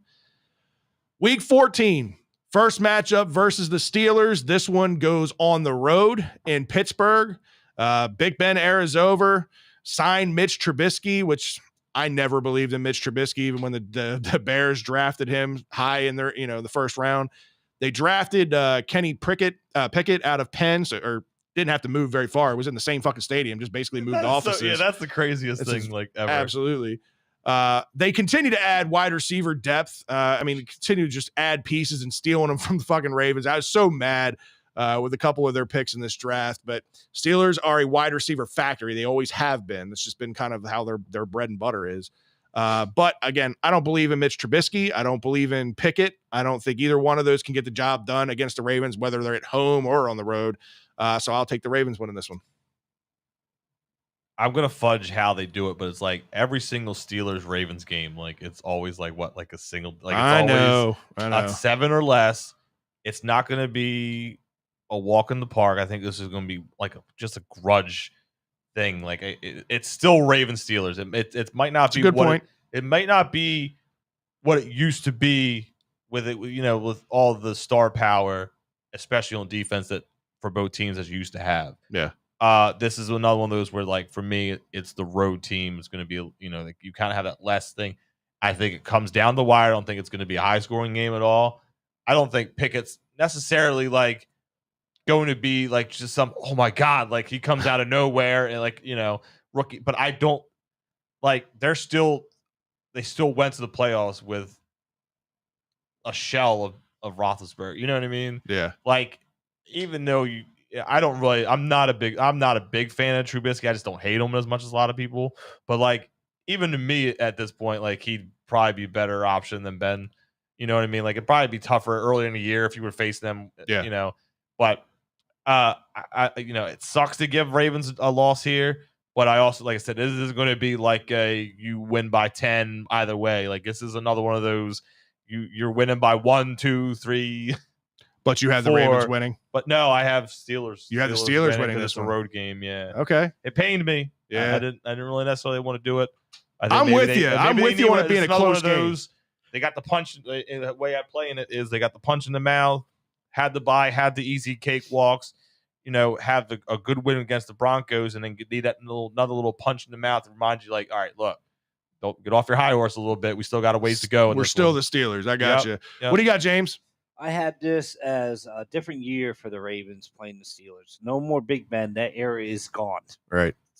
Clean slate. Finito. Gone. Mitch Trubisky, clown 2 on the team. I think this could be, if, like I said, sort of like with the Bengals, if all our guys are healthy, I still have the Ravens beating them by like 10 points. I think the Ravens are a better team than what the Steelers have. I don't think their secondary is as great as it is. I think Lamar can do things to, make this interesting year. I think Big Ben was just something that kept them in the game. But now having Pickett's, which I think he's the best quarterback out of the draft. Forget about the fucking hands.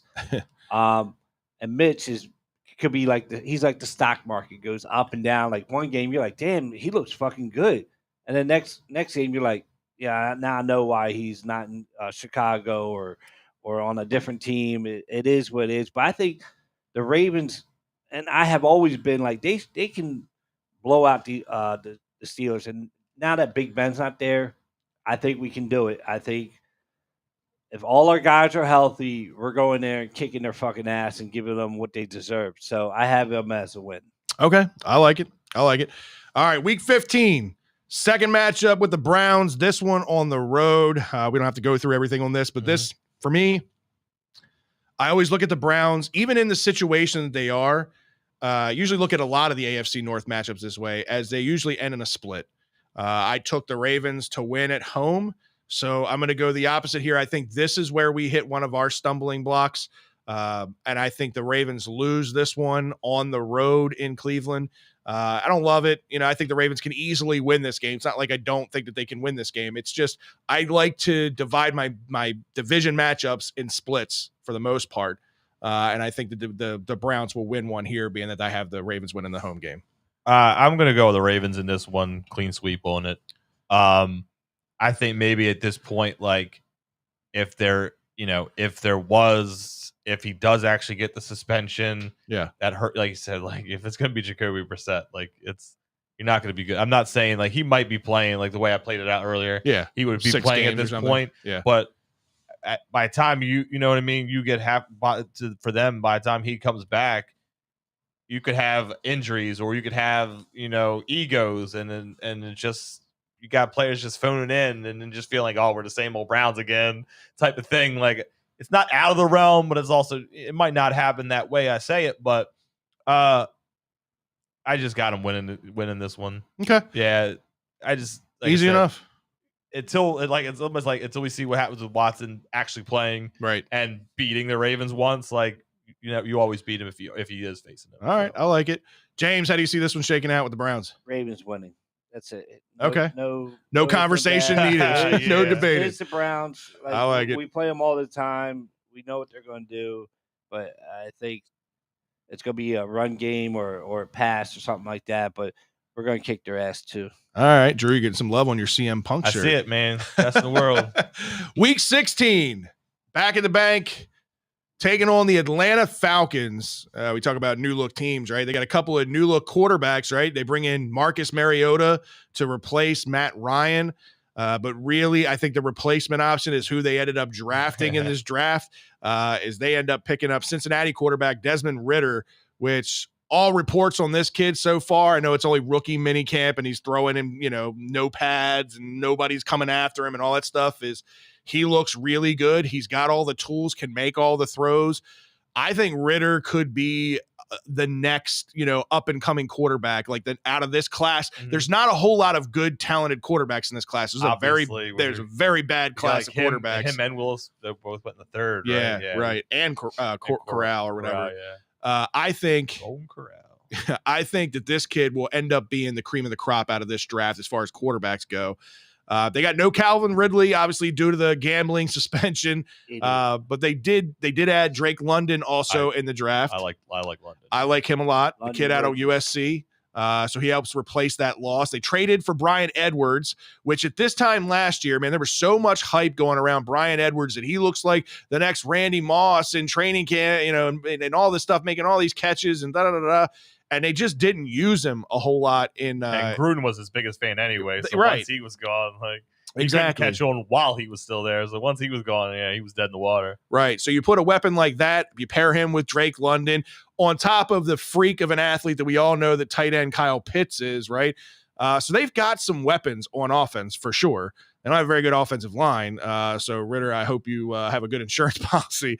I don't think the Ravens have trouble here. I think this is an easy win for them. But I like what the Falcons are doing going through this rebuild. Yeah, like you just said right there, rebuild. I think they're going to be one of the bottom two teams. Like they're going to be fighting for that first pick overall all year. And with the quarterbacks coming out, yeah, you would think that they got, if they find out that Ritter's not the guy, like then it works in their favor to suck so badly to just say, hey, look, it was a 3rd round pick. It didn't hurt us. Bring in the new, one of these new studs and see if you can fight for your job or whatever. But it is what it is. I'm like you. I do kind of I like Ritter. Yeah. But it could also be like, it could also have that Bortles effect where like you were on a good team that the lesser power teams, we're undefeated. And then like, you go to the pros, it doesn't quite cut it. Yeah. But being that late in the season at that point, like I feel they still have a ways to go on fixing that defense too. Agreed. And that's all, even if this is a competitive game, like that way that defense has always been the last several years. Like you're find a way to like choke it. Like, right. You'll lose 35-30. Like you guys were winning by 15. Like what happened? Type of things. Yeah. Our kind of birds like the Super Bowl. Our birds are winning this one. All right. James, what do you think happens here with the Falcons? This could be a hiccup game for the Ravens because it's Atlanta. We have no fucking rivalry against them. It is what it is. But do you think Brian Edwards was traded to Atlanta because of Mariota may had some chemistry and he was like put a word in? I'm sure Mariota put a word in for him because again, there was all kinds of good reviews coming out about this kid last year through training camp, just never got used. And this could be an ugly game. I just feel like it could be a trap game. This could be an ugly game for the Ravens, or it could be a fucking blowout. Remember, it's at the bank too. Oh, it's at the bank? Yeah. Okay, well, being at home, this is the Ravens win, like I said, but I thought it was on the road. But I just had the Ravens winning this game, being at home. All right. Week 17. Bring in the Steelers for round 2 here. I'm going to go against everything I just said about the whole I like to split up my division games. I think this is the one year we actually clean sweep the Steelers. Again, this is going to be home. They're getting, the Ravens are going to be getting amped up for the playoffs and trying to fine tune things, getting into the playoffs. I think the Ravens win this game at home. Like you said, it's not going to be a blowout. It's always going to be a pretty close game with the Steelers, but I think we win this one. So I'm going to take a page out of James's book, though, and this is going to be the blowout for the Ravens. Okay. Being the home game, they're like, nah, we're going to stomp on your throat right here. We're the better team. I think the Steelers are, the way I think the staying is going to go, I think the Browns completely flatline. They're the bottom, but the Steelers are still, it's still like, you're going to have to prove it that Pickett is really that damn good. Right. And I think this is one of those things where maybe they're faltering and the Ravens are just like, nah, you're coming in here. We're kicking your ass. We got to finish the season off strong and show we are who we are. Let's just get it. I like it. Kick their ass. I hope that's the way it finishes. I'm taking a page out of James's one. This is going to be the blowout. All right, James, what do you see happen here with the Steelers? Another fucking ass whipping. They're going to come back to the bank, get an ass whipping by our team and by the fans because these fucking Steelers fans that come down here and buy every fucking ticket and because it's right down the road, they're going to just get another ass whipping, and it's going to be hopefully a bad one. And I have, like I said, this is just check it off. Two wins against them. I'm tired of the fucking Steelers. Big Ben is done. Their fucking era is done. They don't know what the fuck they're going to do with quarterback. So clean sweep. All right, I like it. James, start tallying up the wins and losses so we know I where do. we're at. Okay, I'm already on. I've seen him. I appreciate it. He's been got the tallies going the whole time. Week 18, final week of the year. Go on the road in probably what is going to be, in my opinion, the game for the division. I think it could come down to this game decides who is the AFC North champ. And going in against Cincinnati versus the Bengals, I am going to go to my stance here with the split. I had the Ravens winning at home against the Bengals earlier this year. I am going, and as much as I hate this, I hate the Ravens to be going into the playoffs on a loss. But again, the Bengals going to want to put the Ravens' face back in the mud after losing a game earlier in the year, in my opinion. And again, fine-tuning for the playoffs. I think the Bengals do enough here in a very close game. This could be one of those barn burning shootouts, man. This could be like a 45 to 43 kind of game, a high scoring game that comes down to, like you said, James, two of the best kickers in the league. And I think McPherson, unfortunately, does enough to get the win here. I like the Bengals in this one. I don't like it, but I like it. Yeah, I picked I don't want to go. I don't really want to go into details. It pains me too, but I'm picking the Bengals in this one, because I think I'm pretty sure I did pick us to win the home game. Yeah, so this is that split. It's weird, like where I'm like, I don't want them to win the division, like even saying it's a split, but like you're right. If it's going to be a split and you're facing them at the end of the season like this, I can't see that being a split and they're a bad team. You know what I mean? Like, so yeah, Bengals in this one. All right, James, what do you see happening here? Bengals. A loss. A loss? Yeah. You see this being a game for the division? No. So you think the Bengals already had the division wrapped up? And we'll be right behind them. Okay. All right, but you got the Bengals winning this one. Yeah. All right, so the clean sweep of the ugly variety. All right, so we've gone through the schedule. We see all your guys' picks as you guys been going down the list with us here. Where are we at standing-wise, James? Start with me if you want. Where do we have overall wins, losses? I have you as 13-4. 13-4. Okay, that's a little bit better. I had us in my head at 12-5. So 13-4, not far off. One loss or one extra win there. Where do you got Drew? Drew has 12-5. 12-5. Okay. And where are you at? Like I said, 11-6. 11-6. Okay. So 13-4. I'm the ultimate optimist, apparently. Look, the fact that he picked them to go 11-6 actually, when he said it the other day, it shocked me. The fact that he didn't change it somehow tonight still shocks the shit out of me. Right. But yeah. I mean, like we said going in. I mean, anything could change between now and September. Obviously, injuries. We'll see how if it'll be interesting. We keep that on hand, and then when we do our prediction show in August. Right. If we're kind of picking the same win-loss record. I'll put it in my bag. Yeah, save that on the side there. We'll come back to that. I'll put it in my bag because we know how Scott is. I was going to say, Scott, we'll get your predictions as well when you come back. But man, we've been talking about this schedule for a while now. Let's talk a little bit about a couple of news stories that broke with the team this week. We'll go through these pretty quickly. Nick Boyle agreed to restructure his contract. It frees up now $2.5 million in salary cap this season.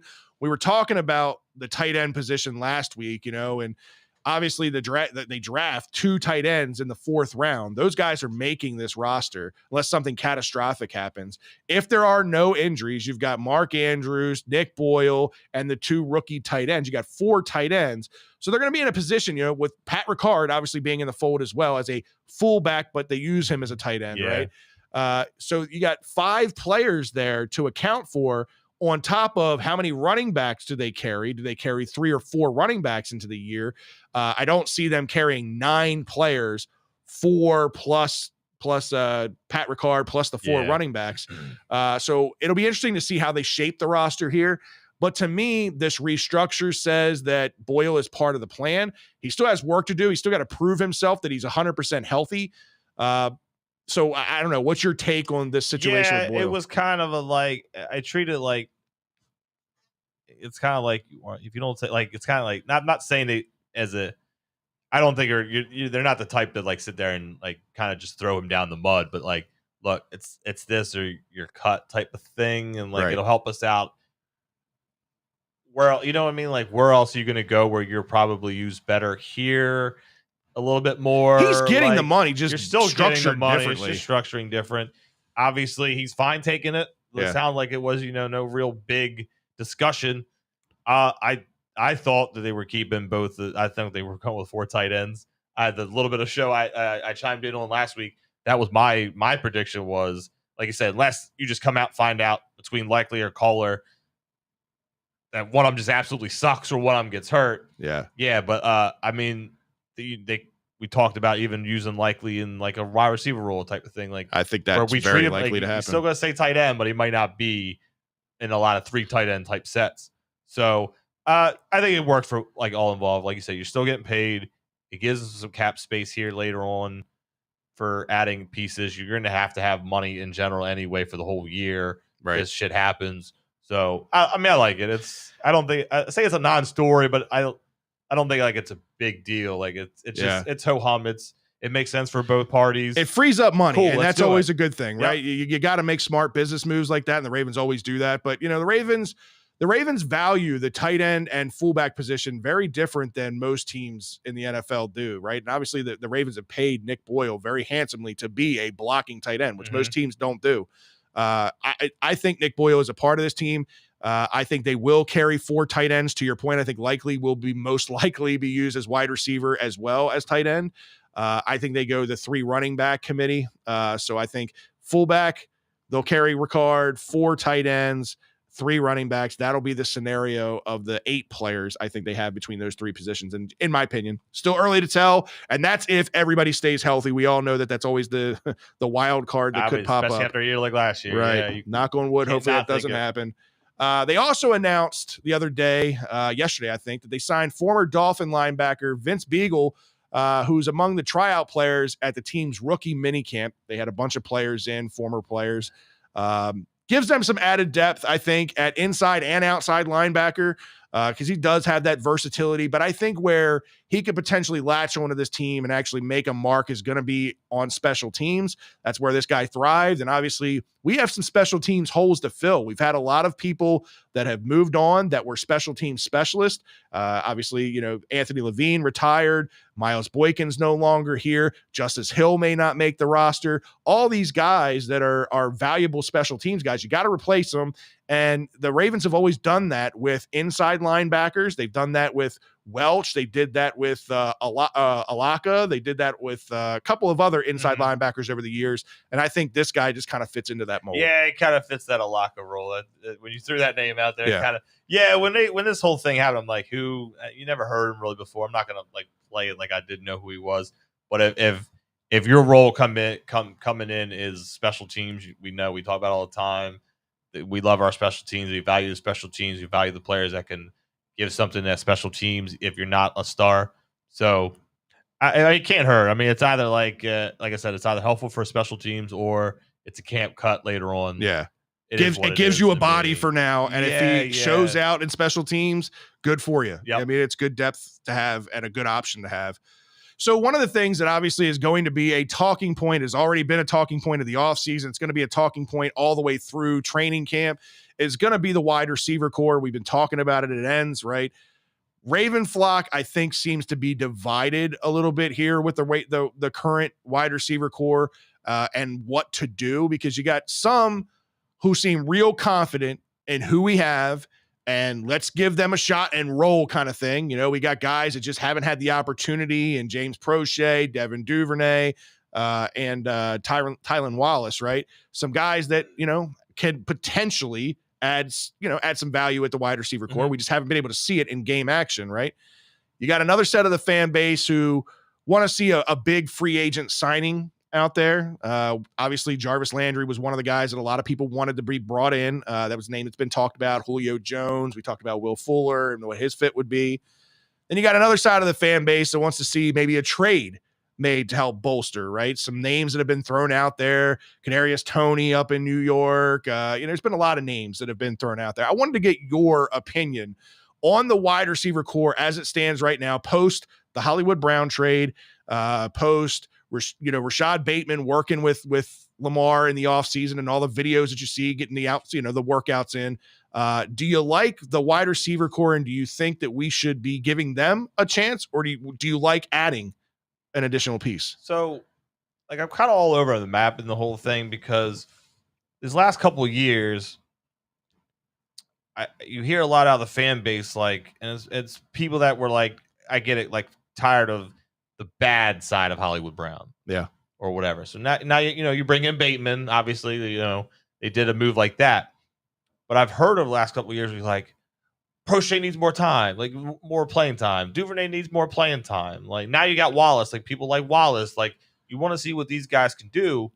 And I know it doesn't feel good. I get that, but it's also not we know what this offense is. They're kind of looking like they're going to be doing what they did in 2019 again. But I also think that the quarterback's now more mature too. Yeah. I know we all beat it to death. We don't know what the hell G-Row is going to do. We get that. I'm tired of beating that to death. It's the bugaboo we're going to have to deal with until that guy's gone. Right. I get it. And what you expect out of Lamar, what you feel like Lamar is, We've all beat that to death too. But like I said, go back to like I hear you want to give these guys a shot, and then now like these guys have the shot, and the same type of people that I would crying about them getting a shot are now like, go get us Jarvis Landry. Pardon my French, but get the fuck out of here. Like, what do you if you brought in Landry, what difference is that then of another guy that is an underneath guy? You know what I mean? Like that's kind of what similar Mark skill Andrews' sets role is going to be. Like it's me. Like you need like a guy that's going to take the top off the defense with as much as he was a Riddler about it. Like Hollywood could have that ability to at least open up the field, whether you really want to admit it or not. Like that's still my opinion. I'm like, at least that threat was there. So like I said, I want to see what these guys could do. I don't necessarily want you to just go get a guy like Landry. I don't want to see Julio Jones here whatsoever. It's funny, like it would go south because the guy never stays healthy. But if you're going to get a free agent guy, Fuller. It's Did ugly. you listen to me last week? No, You're basically verbatim saying exactly what I said last week. Well, no. I'm saying that we're on the same page. But like it was just frustrating. Like especially was last week where I would just see all the stuff like Landry this, Landry that, like he's the end all be all. He would have been the savior. I know it's not like a pretty wide receiver core. I get that, but like I said, it's not that it's not pretty. It's just you don't know. You just don't know. A lot of question marks. But that, like I said, like that was my problem with the fan base was like you've heard about give Duvernay Prochet a shot. Now like it's Wallace. All right, well now these guys have a shot to prove it, and it still is a thing. Like whether it's a great thing that you feel how the Ravens do it, but they are definitely a team that adds talent in the summer. Right. There could be a cut. Like absolutely. There could be like no one really. There's an influx of wide receivers coming into the league. I threw you guys out yesterday, and no one really responded. Like it's a weird thing. Like what if somebody like Adam Thielen gets cut? Well, the Ravens were said to have been talked about trades a couple years ago. Like a guy like if like he came in, then I'd really feel if that was a name, I'd feel good. But like when it came to like the free agents that were there, like I'd rather have like a Will Fuller that takes the top off the thing. Yep. I don't think they're parting with Tony. If anything, you took from the Giants, I wouldn't mind Darius Slayton. I think he can be a burner, can get separation. He'd be interesting to have here too. I just don't think like in May getting upset about what their wide receiver core looks like right now. Like I said, a lot can change. A lot can change between now and then. And I've heard so many people want to see what these other guys can do. Yeah. Well, now's the chance. We've talked about it. Here it is. So to your point, I see both sides of it, right? So I am of the mindset that I want to see what some of these guys can do because they haven't been given the opportunity. I'm right there with you. But I'm also not naive, that I'm not stupid, that, hey, if the right opportunity and the right player and the right fit opens up, that we could upgrade potentially one of those options, of course you listen and of course you entertain that, right? You want to do that. But here's the thing, like, I think Ravens fans get all up in arms because every free agent wide receiver that comes available or that ends up being out in the market, they're hammering home on social media, bring this guy to Baltimore, bring this guy to Baltimore, bring this guy to Baltimore. And when he doesn't come to Baltimore, they get disappointed, right? The Ravens have to spend their money under the cap smart. And the best thing that they could do this season, this offseason, was upgrading those big guys in front of Lamar Jackson. That's going to make this offense that much better. It's not adding another skill set wide receiver out there, although I think that would help. The bigger improvement is keeping Lamar Jackson comfortable in the pocket and upright. That was the biggest difference in how he threw the football in 2019 through 2020 and 2021 was his ability to sit back in the pocket, read through his progressions, make the throws. And to your point, and this is what I said last week, I think they are going to go back to a very run-heavy offense like they did in 2019, where Lamar is now a couple years removed from his MVP year. He's more mature. He's a better passer, so he's only going to be better in the selective passes that he gets, that he had, like same pass repertoire that he had 2019. But think of the wide receiver core that he had in 2019, the year he won the MVP. Michael Crabtree, Chris Moore. I mean, he had a plethora of just terrible wide receivers.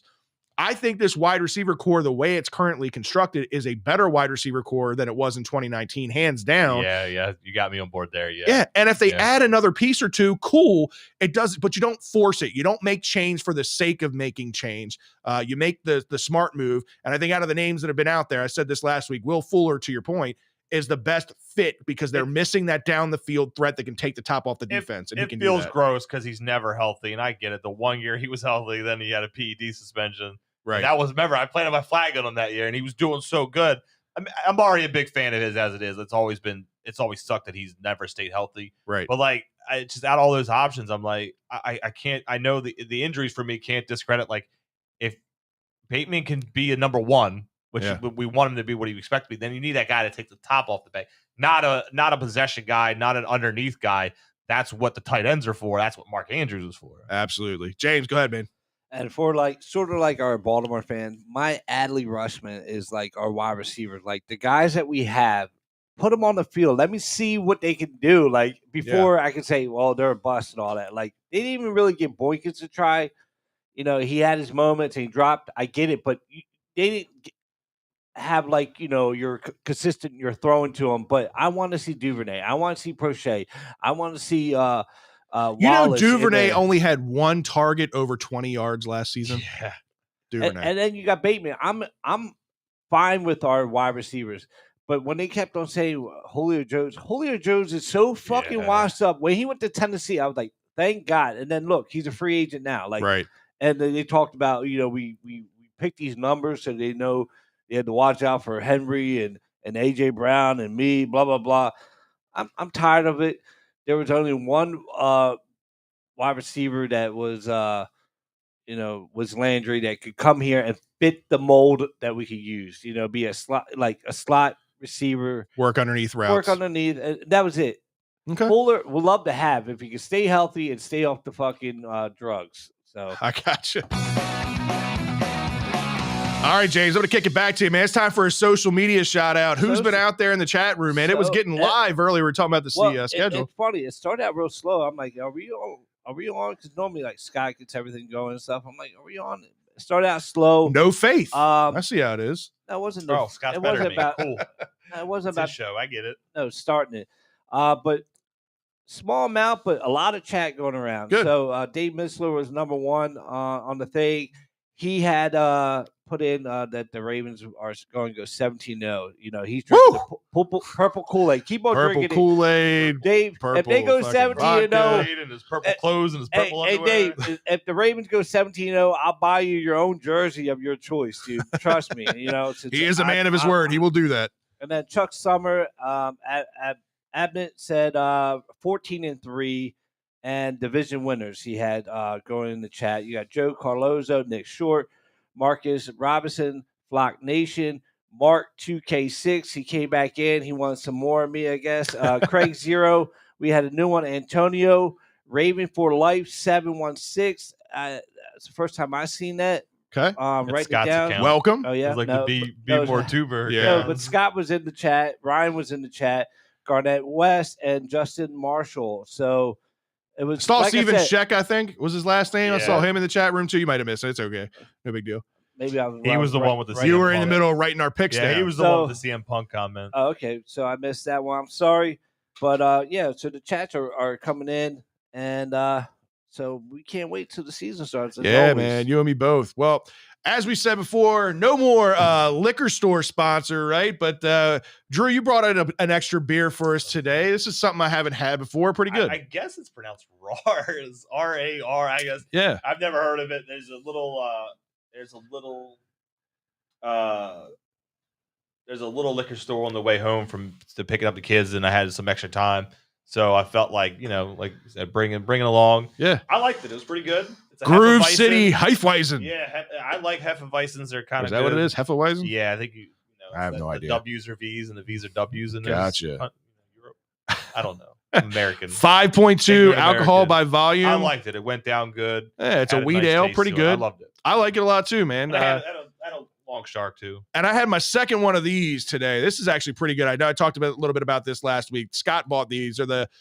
It's a seltzer, which I'm usually not a fan of seltzers, but this is a pineapple mango. So anything with pineapple in it, I'm going to be a fan of. I love pineapple flavored things. It is 5% alcohol by volume, so it's your normal, alcohol content for a beer. but it's not overly sweet, but it definitely tastes like pineapple mango. You know, a lot of them that say that they taste like this fruit or that fruit, they don't. This one actually tastes like pineapple mango. Again, it's Florida Seltzer Untilted Art Pineapple Mango. So get out there and try that if you're looking for something different. You want something sweet to add to your collection. Go ahead, James. First, I want to add what I'm drinking. Of course, always, I love my blueberry drinks. I love This show sponsored by Wawa. Well, if anybody works at Wawa that wants to give us a Wawa sponsor, I would drink all your shit. Would be fucking well, anyways, everybody knows I'm a blueberry drinker. I like blueberry vodka. I mix blueberry vodka with this when I get home. But I love my blueberry Red Bulls. Yeah. So if anybody has any blueberry drinks that are out there, let me know. And I will try it, but I love the Wawa blueberry lemonade. Love it. Blueberry Red Bull. Hell yeah. Oh, yeah.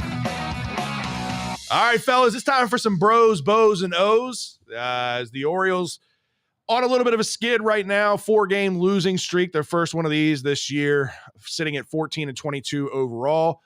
Let's talk a little bit about last night, man. We got a chance to go down to the yard in anticipation of all the hype around Adley Rutschman potentially being called up for this game. We put in our orders for the tickets a few days in advance because everybody on social media was building this up.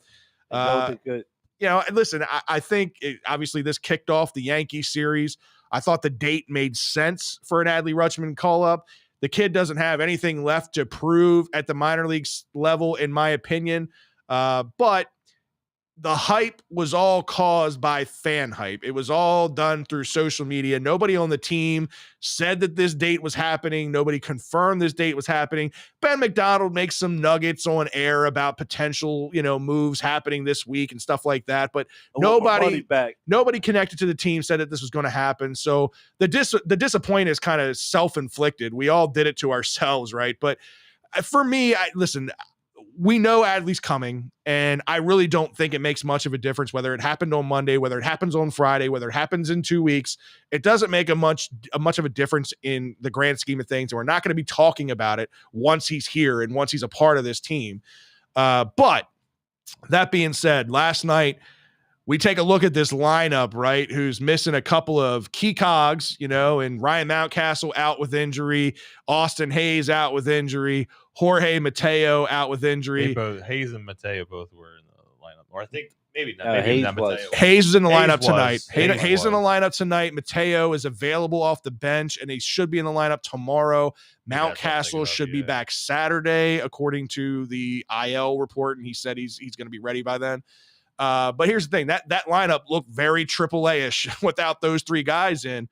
But it's nonetheless, listen, the team, it's been about their pitching that has been able to keep them in games this year. It has kept them competitive. And we got to see one of the guys that's going to be a part of this future rotation, and Kyle Bradish, a guy you and I have both been very high on since his, climb through the minor leagues.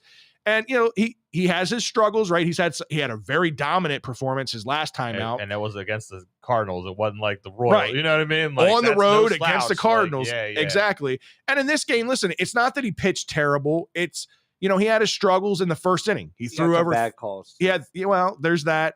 He had over 30 pitches in the inning. And the only gripe I have with him right now is I think he's trying to get comfortable with the Major League Baseball strike zone. He's kind of chipping away a little bit too much at the edges. He gets a little too high in the zone. So what was kind of a strength of his in the minors, being his control and his command of the strike zones, kind of slipped a little bit at the major league level. But it's all things that can easily be fixed, all things that can easily be, he gets into a groove like he did in St. Louis. And man, this kid is the real deal. Things that you can just grow on. Absolutely. Like, it's 4 starts. Right. 4 major league starts. Right. We all say leave him up. Even 100%. That's let him go through his struggles. That's how I always treat it, especially the way he started out.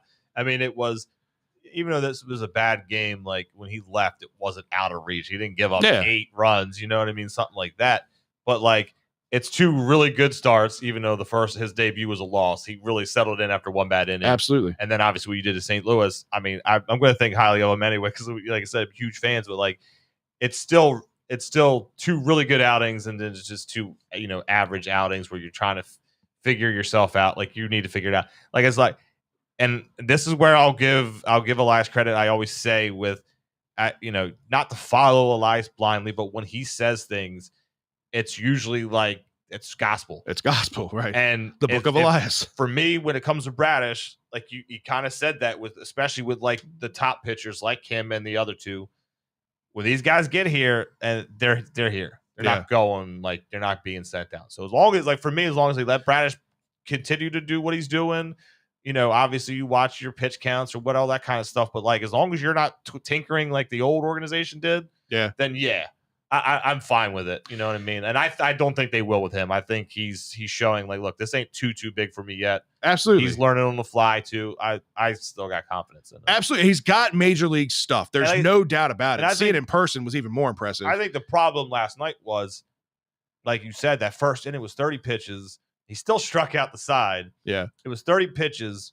The next inning, he comes back. He bounced back. Pitches. I mean, even the third inning, like it was, I think that problem was not even that he threw too many pitches. It was that they saw you too much. When you were out there for 30 pitches, it still hung up. Like after that quick inning, now they were starting to figure a little bit more. And even then, like it was such a lucky home run. Like, the guy, 176 hitter. Yeah, it was guy was Trevino. What you just said, it barely hit the goddamn pole. I've never seen that in person, mind you. It went in the pole and kind of rattled around. Yeah, it was interesting. It was like just barely over the wall too. One leg at the top of the pole, and it was like that new like kind of stat line that it's analytics based, but the expected batting average was literally 110. Yeah, because it was expected to be foul, and something just happened where it just hung up long enough to let how it has the quirks of this ballpark sometimes, that whether they changed it in left field, they didn't change it in right field. Right field's still the exact same. It had that quirk. It was just weird. Like you said, he still showed like his stuff is like MLB stuff. It's not too big for him. Like I said, if they're keeping him up here, and that's good. Like I said, it was still a fairly close game, even though it was a little bit rocky. Yeah, I mean, it's just like you said, with the way that offensive was. After the top four, it was done. Right. And we're talking about the Yankees. We're not talking about the Royals coming in here and doing this to Bradish, right? This was his first shot at the AL East foe that is the New York Yankees. And I think he held his own. Like you said, he just had a couple of command issues, got guys on base, and the big hit that was, I mean, it was the 3-run home run that was literally the difference maker in his start in this game. So you take that away, and I think he still has a very good start. A lot of the hit, like you said, it felt like a lucky home run.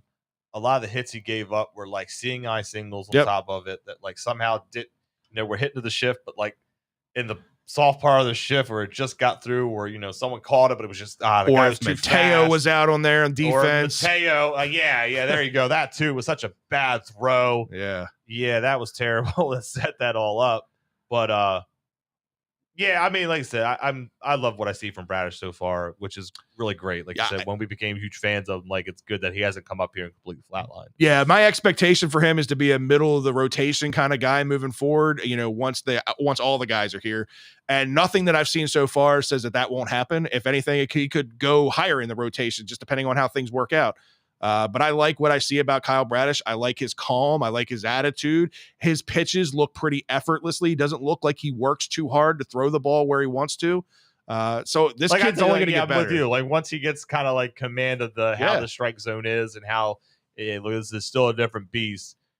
Just having even like how it is nowadays, having to deal with umpires, you don't know what you're really going to get. Game to like game. Once you start, if he's relaxed, knowing like I don't know, let's take it out of their hands and just be the pitcher I can be, and not like hope they're going to give me the calls, because it's not right. But like that's kind of how umpiring is. Like the veterans usually get the calls, and the newer guys don't. Right. And like I said, I mean, offensively, when you look at that lineup, it was atrocious to look at. I mean, you had like 6 batters that were hitting under 200 for the Orioles last night in that lineup. It was bad, again, with all the injuries that we have right now. But a guy that you and I had talked a little bit about, Anthony Santander, right? He was a guy who was a potential trade piece. And the Marlins were talking to the Orioles about acquiring him a couple years ago. We were on the fence of, is he a guy that could potentially be part of the future? Is he not? But I think, we're at a point where like we got a good amount of outfield depth in the minor league systems that are probably going to come up and supplant Anthony Santander, that anything that he can do to start building his value up to potentially be a trade piece again will benefit the Orioles in the long run.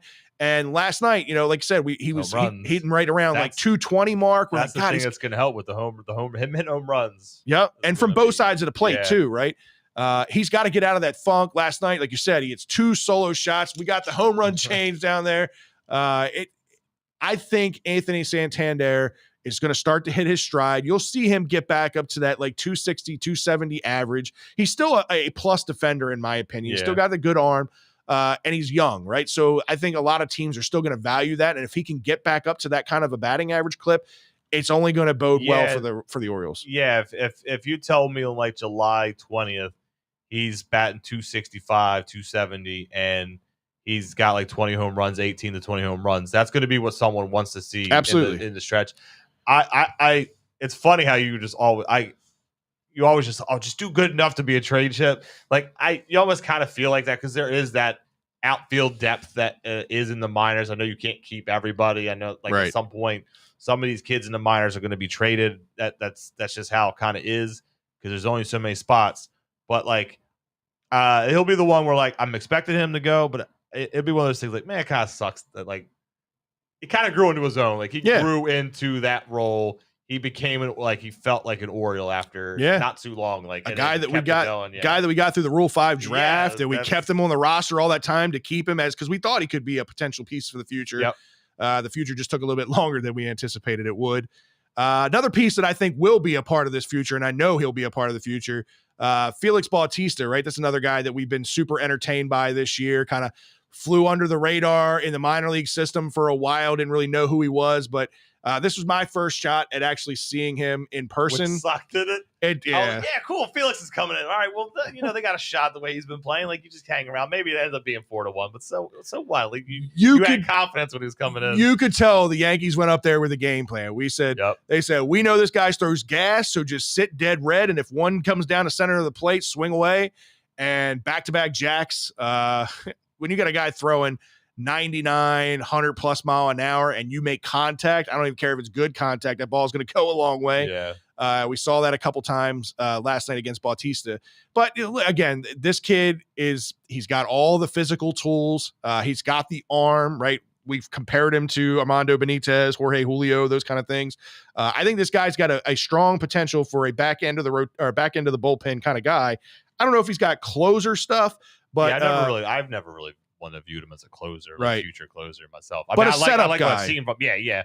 And I mean, the way I felt like thinking about it today at work, I'm like, that he gave up 2 home runs, and that sucks. Give up the 2 home runs when it's 4-1. Like I don't think they would have came. You know what I mean? Right. Like we said with that offense, Santander's second home run. I don't know if it was like the lead off the top of the bottom of the ninth, but it came in the bottom of the ninth to make it 6-2. I mean, if it would have been 4-2, I don't think they're winning that game anyway because Chapman came in type of thing. So you know what I mean? Like the way he's been playing, it's been pretty damn good. If he's going to have a hiccup here, let it be hiccup then. Right. They threw him back out there. I think it was like the first time since the St. Louis game. Right. So it was like that kind of like maybe, out of the groove type of thing. So I wasn't. And you could tell he was throwing 97, 98. He wasn't throwing 101, 102 like he was out in St. Louis. Yeah, to me, if he's going to have the hiccup then, him having a hiccup last night didn't bother me. Agreed. Really at all. Agreed. But it was cool to see him in person. And he's a big fucking dude. He's coming out of that bullpen. You're like, he is a giant human being. And for me to say that goes to show how big this dude is. I'm a big guy myself. But all right, corresponding roster moves that have happened today, right? One guy making his major league debut, Nick Vespi, gets the call from Norfolk. Tell us a little bit about Vespi, because this was a guy that who's been doing big things specifically this year at the AAA level. So I'll also talk about Logan Gillespie getting the call up today too. They sent down Ryan Bannon. We'll see how that goes. I mean, I hopefully it doesn't mess with Bannon's confidence. It could be, that one thing where like, look, you're up. We'll talk about him in a second. Yeah, you're up soon enough. So they get the double promotion. So that's pretty cool because if there wasn't a lockout, you would have had the Rule 5 this year, as always. And 2 guys that I liked, Nick Vespi and the outfielder Robert Newstrom, were unprotected. Yeah. Meanwhile, they protected Gillespie, and it really threw people off because I remember having this conversation. We've had the conversation. A lot of people would have flip-flopped that. So it is pretty interesting to see them end up getting the call up together. So luckily, the one good thing about the rule, the not having the Rule 5, you get to keep some of these guys that a lot of us would like to want to see get a shot. So it kept Nick Vespi in the fold. So he in turn said, "Cool, thanks. I'm glad to be here. Go having 14 innings straight of no runs given up or no earned runs allowed. Yep. Start. So it's a left-handed arm out of the pen. We'll see. Yeah. We'll see if this is a call up and stay up. I mean, I have no way or the other. You never know what can happen. We'll see if it plays in the majors. But like it is pretty cool that like how these guys with the Rule 5 would have been affected. Yeah, they kept them both, luckily, and now they're debuting together. It is pretty cool. Vespi is a kid, like you said, 14 innings that he's given up no earned runs this year. Left-handed arms are always good to have out of the pen. Yeah. He's got a lot of good. He's got good control, good command of the strike zone. So And we'll see. Look, Vespi and Gillespie, cool. Paul Fry, get out of here. Yeah, time to move on from that project. Go ahead, James. Breaking news: No 4-1 tonight. What's his face? Grayson Rodriguez. Grayson Rodriguez hit his high 11 strikeouts. He went 5 in 1 innings, and Adley had a 2-run bomb, and so did Kyle Swober. Oh, Kyle Stowers. Stowers hit a 2-run bomb too. So yeah, nice. 4-1. So it was big. Future. 11 strikeouts. Future.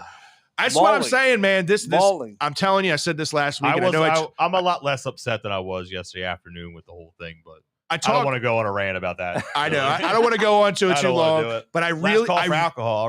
I really believe it's not just going to be Adley. I really think there's going to be a lot of major league debuts coming for the Orioles very quickly to see what they have. That's what by the time we got to game time yesterday, I'm like, my cooler head prevailed. Like, look, it's still cool that we can sit there and say, like, here's a guy, a catcher that we all love. He's going to be here. Yeah. The 2 pitchers that are still in AAA, he's going to be here. We got Bradish. Right. We got, like you said, now Vespi's making a name for himself. You know, guys like him are coming up.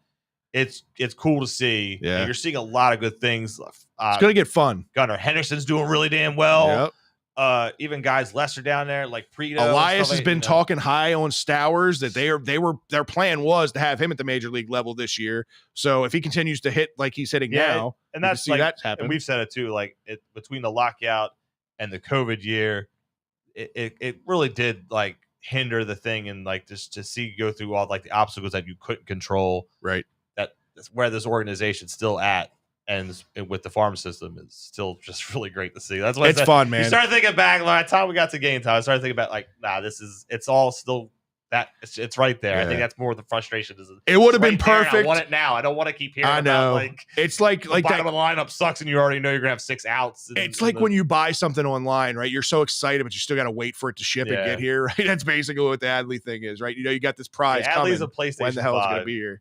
Apparently, he's a PlayStation 5. He's been there. He's right there. You just couldn't freaking get him. Yeah, right. And then you finally got him, and it'll be great. Exactly. I get it. I'm off. I'm cool off.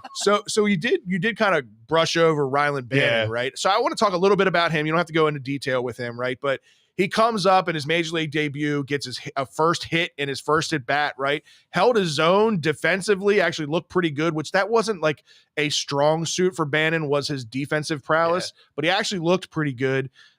Did pretty well in the couple games he was here. They send him down with these other moves that they've got going on, just because, you know, with guys coming back and being healthy, he was just a piece that, you know, they had to make room for. What's your thoughts on him? Like, do you actually think that he is a piece for the future, or do you think he's just another guy? I want to say he's a Jag for me, but I don't really mean it as a diss either, because like guys like Gunnar Henderson, like Joey Ortiz, like, I mean, Kobe Mayo, Norby, like there's other guys there to correspond with Uriah and Mateo, seeing where they fit in the next couple of years, whether they're here or not, or whatever they are to the ball club. It's just you're gonna have to really shine, because not really looking into it tonight because it kind of happened right before, getting ready to come, and I'm taking care of the kids and stuff. So like I haven't really looked into what any kind of beat writers or anything are saying about why they did it, but like it brought up pitching depth, obviously, and soon enough, I mean, they're going to have to, the way the MLB's played it, you've allowed to have like, all right, you had 28 and 20, 26. Once you get to that final, like after this month where it's 25, you can only have 13 pitchers. So like maybe Bannon has a spot there once they have to have that set pitcher limit, but So for me right now, like I said, he's just a guy, but I don't mean it as a knock, but because I just mean it like there's better options. Better options, Yeah. and right behind him. And not to say like you don't know if it's just fan infatuation or not, or if like Carlos Correa is here next year. There's another spot that's obviously not not going to be up for grabs. It's just at some point there's only going to be so much to go around. You're going to really have to show off because some of the other guys that are behind you, like Gunnar at the plate, and we know he can do it in the field. Like guys like that, like they're going to outshine you one way or the other because you're not that heralded. But I do like him. I mean, I'm right there with you. Real good. It was good. Like you said, not known for the defense really, but he didn't look bad at you know what I mean. I'd rather have him than like Chris Owings. Well, nobody wants Chris Owings. I think that's also the problem with my frustrations is like I'm ready to see some of these guys that are that close because I'm tired of seeing Owings. Yeah, I'm tired of seeing Odor. I'm right there like, with you. When you have I think too like when you have the way the fan base thought you were looking real good, like you said, you won the series in St. Louis, and then like the wheels just completely fall off. It just kind of sucks, but then you do got to realize like it's coming. Yeah, like you said, absolutely. The signs of that, like the pitching is what we love seeing, and like we've just not used to that. So as long as the pitching can do that, that's where I'm like, all right, once these guys, you get the other stud pitchers, and then once you get these guys like Rutschman and Stowers up here, things are going to be a whole lot better. So as far as Bannon goes, I think I agree with you in the sense I think he's a jag, just another guy kind of thing, but only because, to your point, there are better options that are coming behind him. So where I view him as a bridge gap.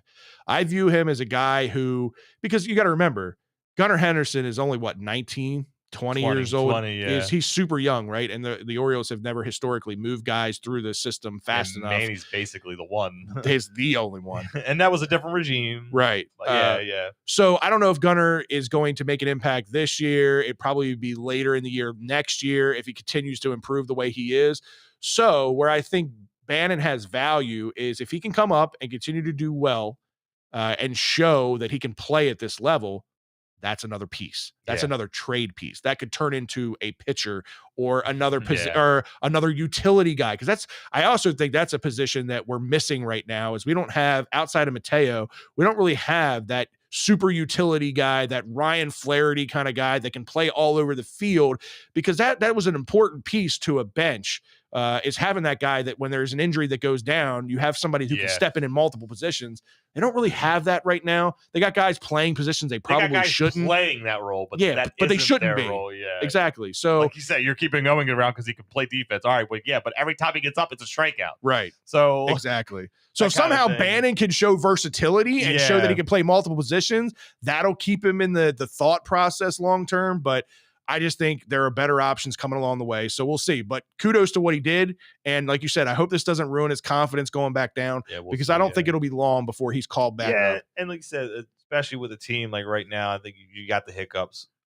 Hayes sliding into first. I know that's a boneheaded thing, but you have that freak injury of someone landing on his hand, needing stitches, not healing. Never a fan of somebody sliding into first, though. Ever. But I didn't really see what he had done tonight, but he was back tonight. They're hopeful Mountcastle comes off the IL on Saturday. I know he was available to come off tomorrow. He said he's ahead of the curve, so he should be ready. Mateo came back in. Like you said, he's available at least after the collision at first. So those are three guys right there that were performing well the last couple of weeks. Not having them in the lineup, you get to the point where now you're not scoring runs. As on top of that, and already still having the issues with runners in scoring position. But it is what it is. The injuries, it just sucks at the time. You can't really control it, and you just hope they're not long term. And it costs you, week and a half, and you guys are all back in. Right. Well, the other thing that we got to think about for the future, and I want to do this. I've had it on the outline for the last 2 weeks. I want to talk about this when we're all in house, when Scott's here as well.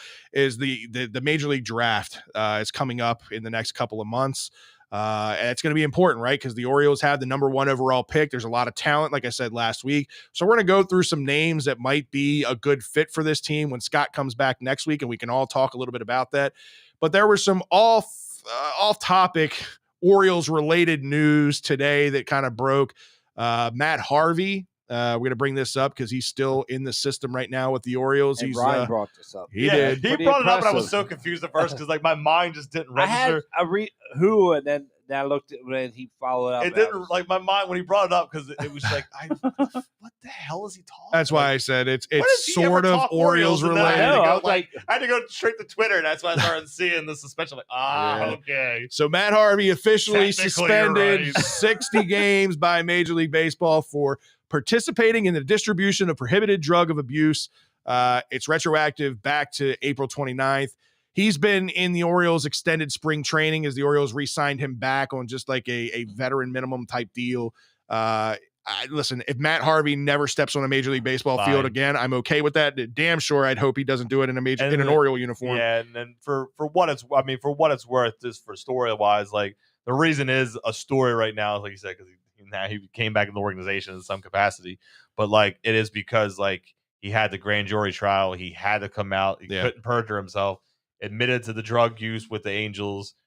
MLB finally came situation, the Tyler Skaggs situation. So MLB finally laid the hammer. It is what it is. You knew it was coming. Yeah, this was inevitable. It's kind of, I feel like being a prick, but like good. That means we don't have to deal with him at all. Hopefully. Right. Well, in other news, man, one of our favorite Orioles, at least one of my favorite Me Orioles. Too. He was, that kind of Buck years. That was my guy. Like when he got traded here, he was my guy. Adam Jones posted a heartfelt article on the Players Tribune today, or it might have been last night. It came out today. Give it a good look because you can go on Players Tribune. It's like the first or second story on there. A lot of the stuff that these players or personalities or whatever, that when they put articles on Players Tribune, it's pretty cool to see.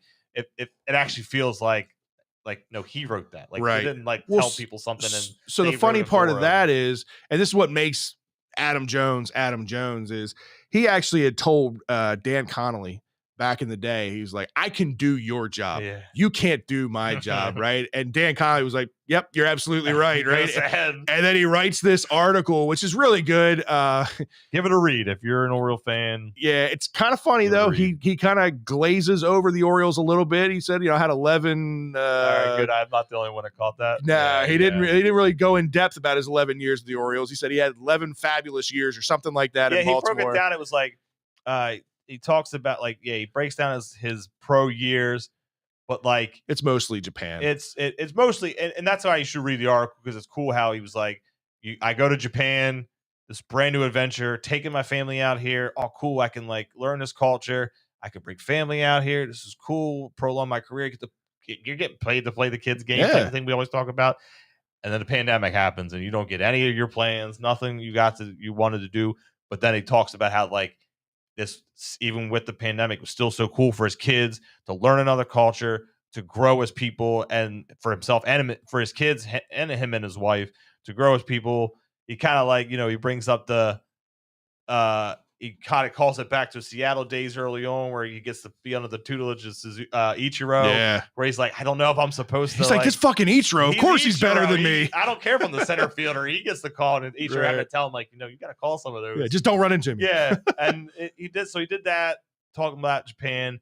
He didn't, like he said, he glossed over the Orioles. He didn't shit on the Orioles. It was like the magical years. Yeah, we all magical. That's about. What it was. Yeah, we knew what he was talking There's about. hard feelings. I'm not gonna. I wasn't really. I think I was really around for the whole when we had the debate with when we talked about the Jones being out for the any of the festivities they're doing for the 30th year. We'll see if those fences are mended or if they're not. They're not. But to me, one way or the other, I mean, that's between him and the organization. It is what it is. It's sad or it's cool, whatever it is. But just the player itself, he got traded here. I don't know what it was. I was just like, that dude looks cool. Yeah. Like watching him play. Latched onto him quick. I used to go to a lot of games there. I latched onto him quick. It was the running around. I think a lot of people gave him some crap. I don't know what their motives were, but a lot of people would give him crap with the blowing bubbles. As you're running shit down. I'm trying to leg out a trip when I'm blowing, but that is fucking cool for me. How could you even do that? I can barely blow a bubble in general. You're doing this playing the game. I wish I was out there playing. Right. I always latched on to him. It was cool. You're in that year where when he signs a deal and extends 12, you kind of didn't see coming because you just all all right, yeah, it's 2012 at that point. It was so cool, but you expected the shoe to fall off. Right. You didn't expect a guy like him to sign here long term, and it was not like this huge deal. It was a real team. You got like 80 paid, million or still something. Team friendly, Yeah. and it was so cool. And then, like you said, the years just became magic.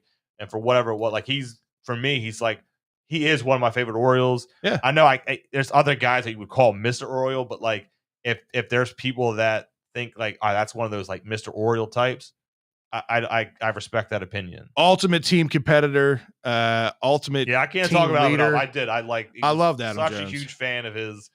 Orioles need to get that shit right. Yeah, hopefully they do. Maybe it was some misunderstanding or misconstrued. We'll see when we get to these celebrations later on the year. We'll see. Absolutely.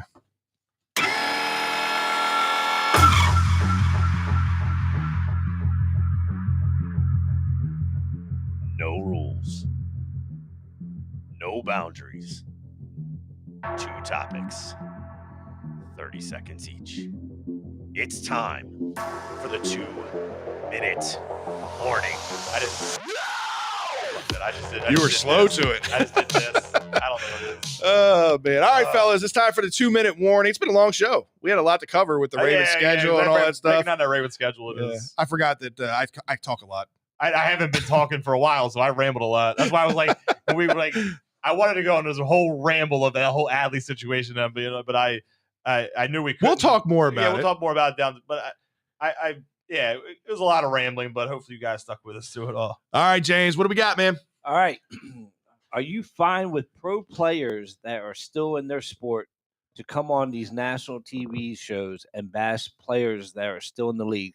For instance, Patrick Beverly on Get Up. Well, I mean, right out the gate, I don't like these Get Up shows and these talking head shows, the Stephen A. Smiths and the joints. I don't like these shows as it is. So it is kind of crappy. Like, all right, you're a mediocre player at best, and you're just absolutely shitting on Chris Paul. And it's like it just screams like, I'm not in the playoffs anymore. Let me make this about me. And you don't really know what you're talking about. It kind of feels a little like you're out of place where you're still a competitor and you're talking about what you're not involved in anymore. So for me, there's a line between being critical as an analyst and being disrespectful. And Beverly was way over the line and being disrespectful. There's very difference between that. I'm a fan of some of the talking head shows. There's certain people, I don't like the Skip Baylesses and I don't like the Stephen A's of the world, but I actually, crazy enough, I really like JJ Redick as a basketball analyst. And I fucking can't stand JJ Redick. I can't but there's certain people like that I do like, but I can't stand Patrick Beverly going like this and taking personal shots. No. All right, with fantasy football draft coming up, if you had the first overall pick, who is your guy and why? I mean, we're probably going to end up just saying the one. I mean, look, top running back is hard to come by. What this guy did last year proves that he's probably going to be the number 1 overall pick pretty much anywhere. Like, I mean, if you're going by just straight redraft, Jonathan Taylor. Yeah. Yeah. I mean, you know what I mean? He come out and that's a running back gets hot at this age before anything gets 2-2 on him, and sky's the limit for him. Yeah, I'm right there with you. Like you said, running back talent is hard to come by. The elite level running backs that put up a ton of points are tough. And Jonathan Taylor is by far the best running back in the league right now, in my opinion. I think he would be the pick. In a dynasty league with these rookies coming out, you got Bryce Hall, who's the big running back up there for the Jets, who's going to be potential. But I think that kid in Atlanta, long term, could be. You're really in on Reddit. I really am. I'm in on this kid. I think he can be the real deal long term. We'll see how it goes. But listen, hey, we appreciate you guys tuning in with us tonight, hanging out with us, talking Ravens schedule, talking Adley Rutschman, talking the excitement around Birdland. If you haven't picked one up yet, pick up the Home Run Chain, $35. Best $35 you ever spent. If you could swallow the fact that it's $35, unlike me, go get one. Bling, bling. We appreciate you guys tuning in, though. If you haven't done it so yet, make sure you're following us on all of our social media platforms. Hit that subscribe button. Smash that like button. All those good things. If you haven't yet, leave us a review. If you're listening to us on the audio podcast, leave us a review on Apple Podcasts. It goes a long way in helping us spread the word. It's been fun. Scott, we miss you. We had some technical difficulties before getting started, or I had some technical difficulties getting started, but hopefully the show came across good. We'll see you next week, Scott. So it'll be a fun show, getting everybody back in the house. Hopefully Ryan can make it out for that one too. So for Fred, Drew, James, Scott, and Ryan, who is in the chat room. We'll see you guys next week. See ya.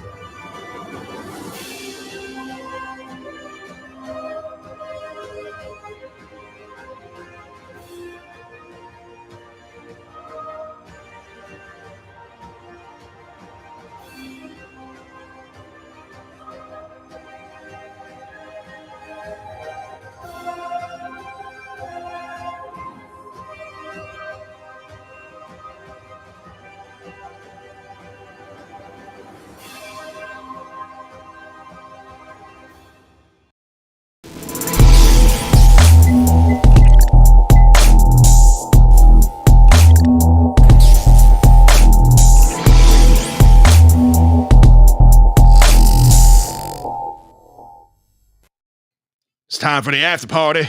last call for Alcohol. Shit. Alcohol. You ain't got nothing left. I drank it all. We'll keep this one short, guys, for the after hours. It was a good show. A lot of good information. Like I said, if you're an Orioles fan, man, it's time to get excited about what's going on in Birdland right now. There's a lot of big names. All the names that we've been clamoring for a while now are starting to make their ways up. Certain ones are just kind of trickling in that I think are going to have bigger impacts than some fans anticipate. Like I think this Vespi move, I think he will be a long-term piece in the bullpen. At least I'm hopeful for it. And then again, I think once Adley breaks and comes in, it won't be long before Grayson's here. It won't be long before DL's here.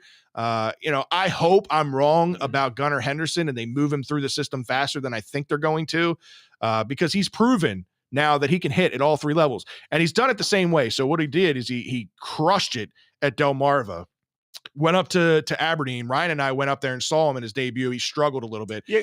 But then he worked through it. Yeah, like he even did that in the first couple of weeks or so at Bowie. Right, that's what I'm saying. It's been the same, but then he works through it. That's fine by me. Right. You know what I mean? Like Mountcastle's a little bit like that. Like Mountcastle being up on the majors, like his first few weeks, he kind of like stumbles out the gate and then he gets hot.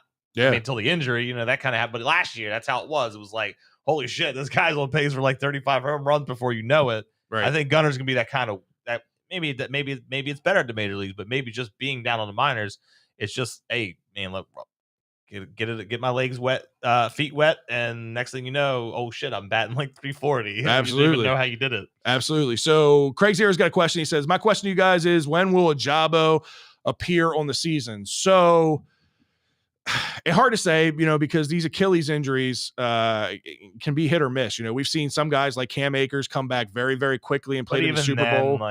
That's extreme. It's extreme. And even then, like, it isn't like he came out, like, it's cool to see that he even did that. Like, hey, he started for the Super Bowl. Right. One way or the other, it wasn't fantastic. Like, he didn't have a lot of fantastic, eye-popping, like a Christian McCaffrey, Jonathan Taylor type games. Right. But like I always keep thinking, like, that's the parameter, because like it's kind of like what the ACLs used to be. When a guy had tore his knee, you were done. Like, you never played again, or you were a complete shell. No one's ever really shown that like the Achilles is like that yet. Like he always says, way modern surgeries and technology is now. It's only a matter of time before maybe that's kind of like the knee. We'll see, because it like really that's kind of happened to a lot of running backs lately, and that's kind of like the cutting and you having to turn on a dime and change direction is what really screws everything up, instead of straight line speed necessarily being affected. So it'll be interesting. I don't know. We'll see how his recovery's going.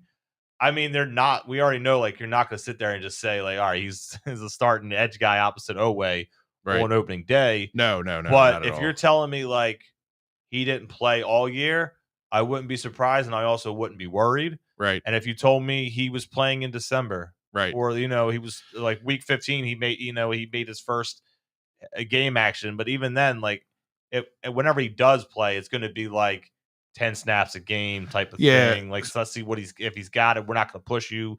And I don't think him or them are going to do that either. So early hope is that it's going to be a very similar timeline to like when Rashad Bateman made his debut last year, which was like 6 weeks into the year. Here's the thing. 6 weeks is very optimistic. It could be a 6 to 8 week window, but here's how I think it'll happen. I really think that if they get to that 6 to 8 week window and the Ravens are like, he could not, we could go either way with this thing. The Ravens always err on the side of caution, and you only got a couple more weeks till you get to that week 10 bye. I think week 10 bye, you come out of that and you play against the Panthers week 11. That's where I think Ojabo could make a debut. Give him the extra couple of weeks, even if he is ready, week 7, week 8, that they could put him out there. If you're sitting okay at that, week 7, week 8 mark, record-wise and all that stuff, I don't think Ojabo is going to have a big impact on this defense, but I don't think he comes in and is enough of a difference maker to say, all right, well, this guy's going to put us over the top right away. You can't expect that out of a rookie. So I think they'll err on the side of caution, and you'll probably see him after the bye week. At least that's my opinion on it.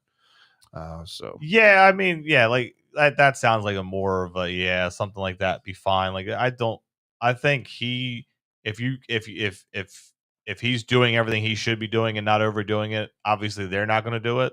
Then that's where my confidence is. He's not being reckless with himself.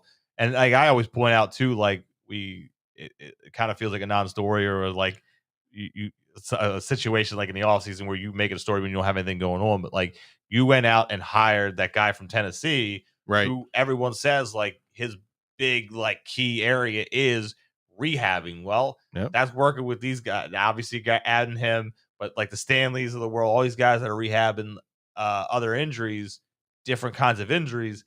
Like if that guy's worth his weight and what he's his expertise is, then that's when I have more confidence. And if that's showing like almost like guys like Stanley are back to where they should be, right? Or Marcus Peters playing Marcus Peters, everybody with the knee are back to the playing, then I would have more optimism on Ojabo, obviously, because it seems like what they're doing in the trainer's room and changing things and changing their approach on things, that means it's working for other guys.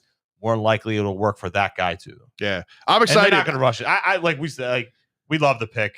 Yeah, I like the pick. Like I said, I'm not going to feel any different about that pick if he doesn't play at all this year, or if he does come back in week 10. I still think the value there to have a top 15 potential player, whether you got to sit a year or not before you actually see him on the field, I'm okay with that. Having the thought of having Ojabo and Owe opposite of each other for years to come, that's exciting. That's the kind of pass rush that we've been asking for here in Baltimore for a long time. So I'm excited for it. We're going to sign out for the night. It's been a long night. It's past 10. Go to bed. We appreciate you guys tuning in. At least I'll be in bed before 11:30 this night.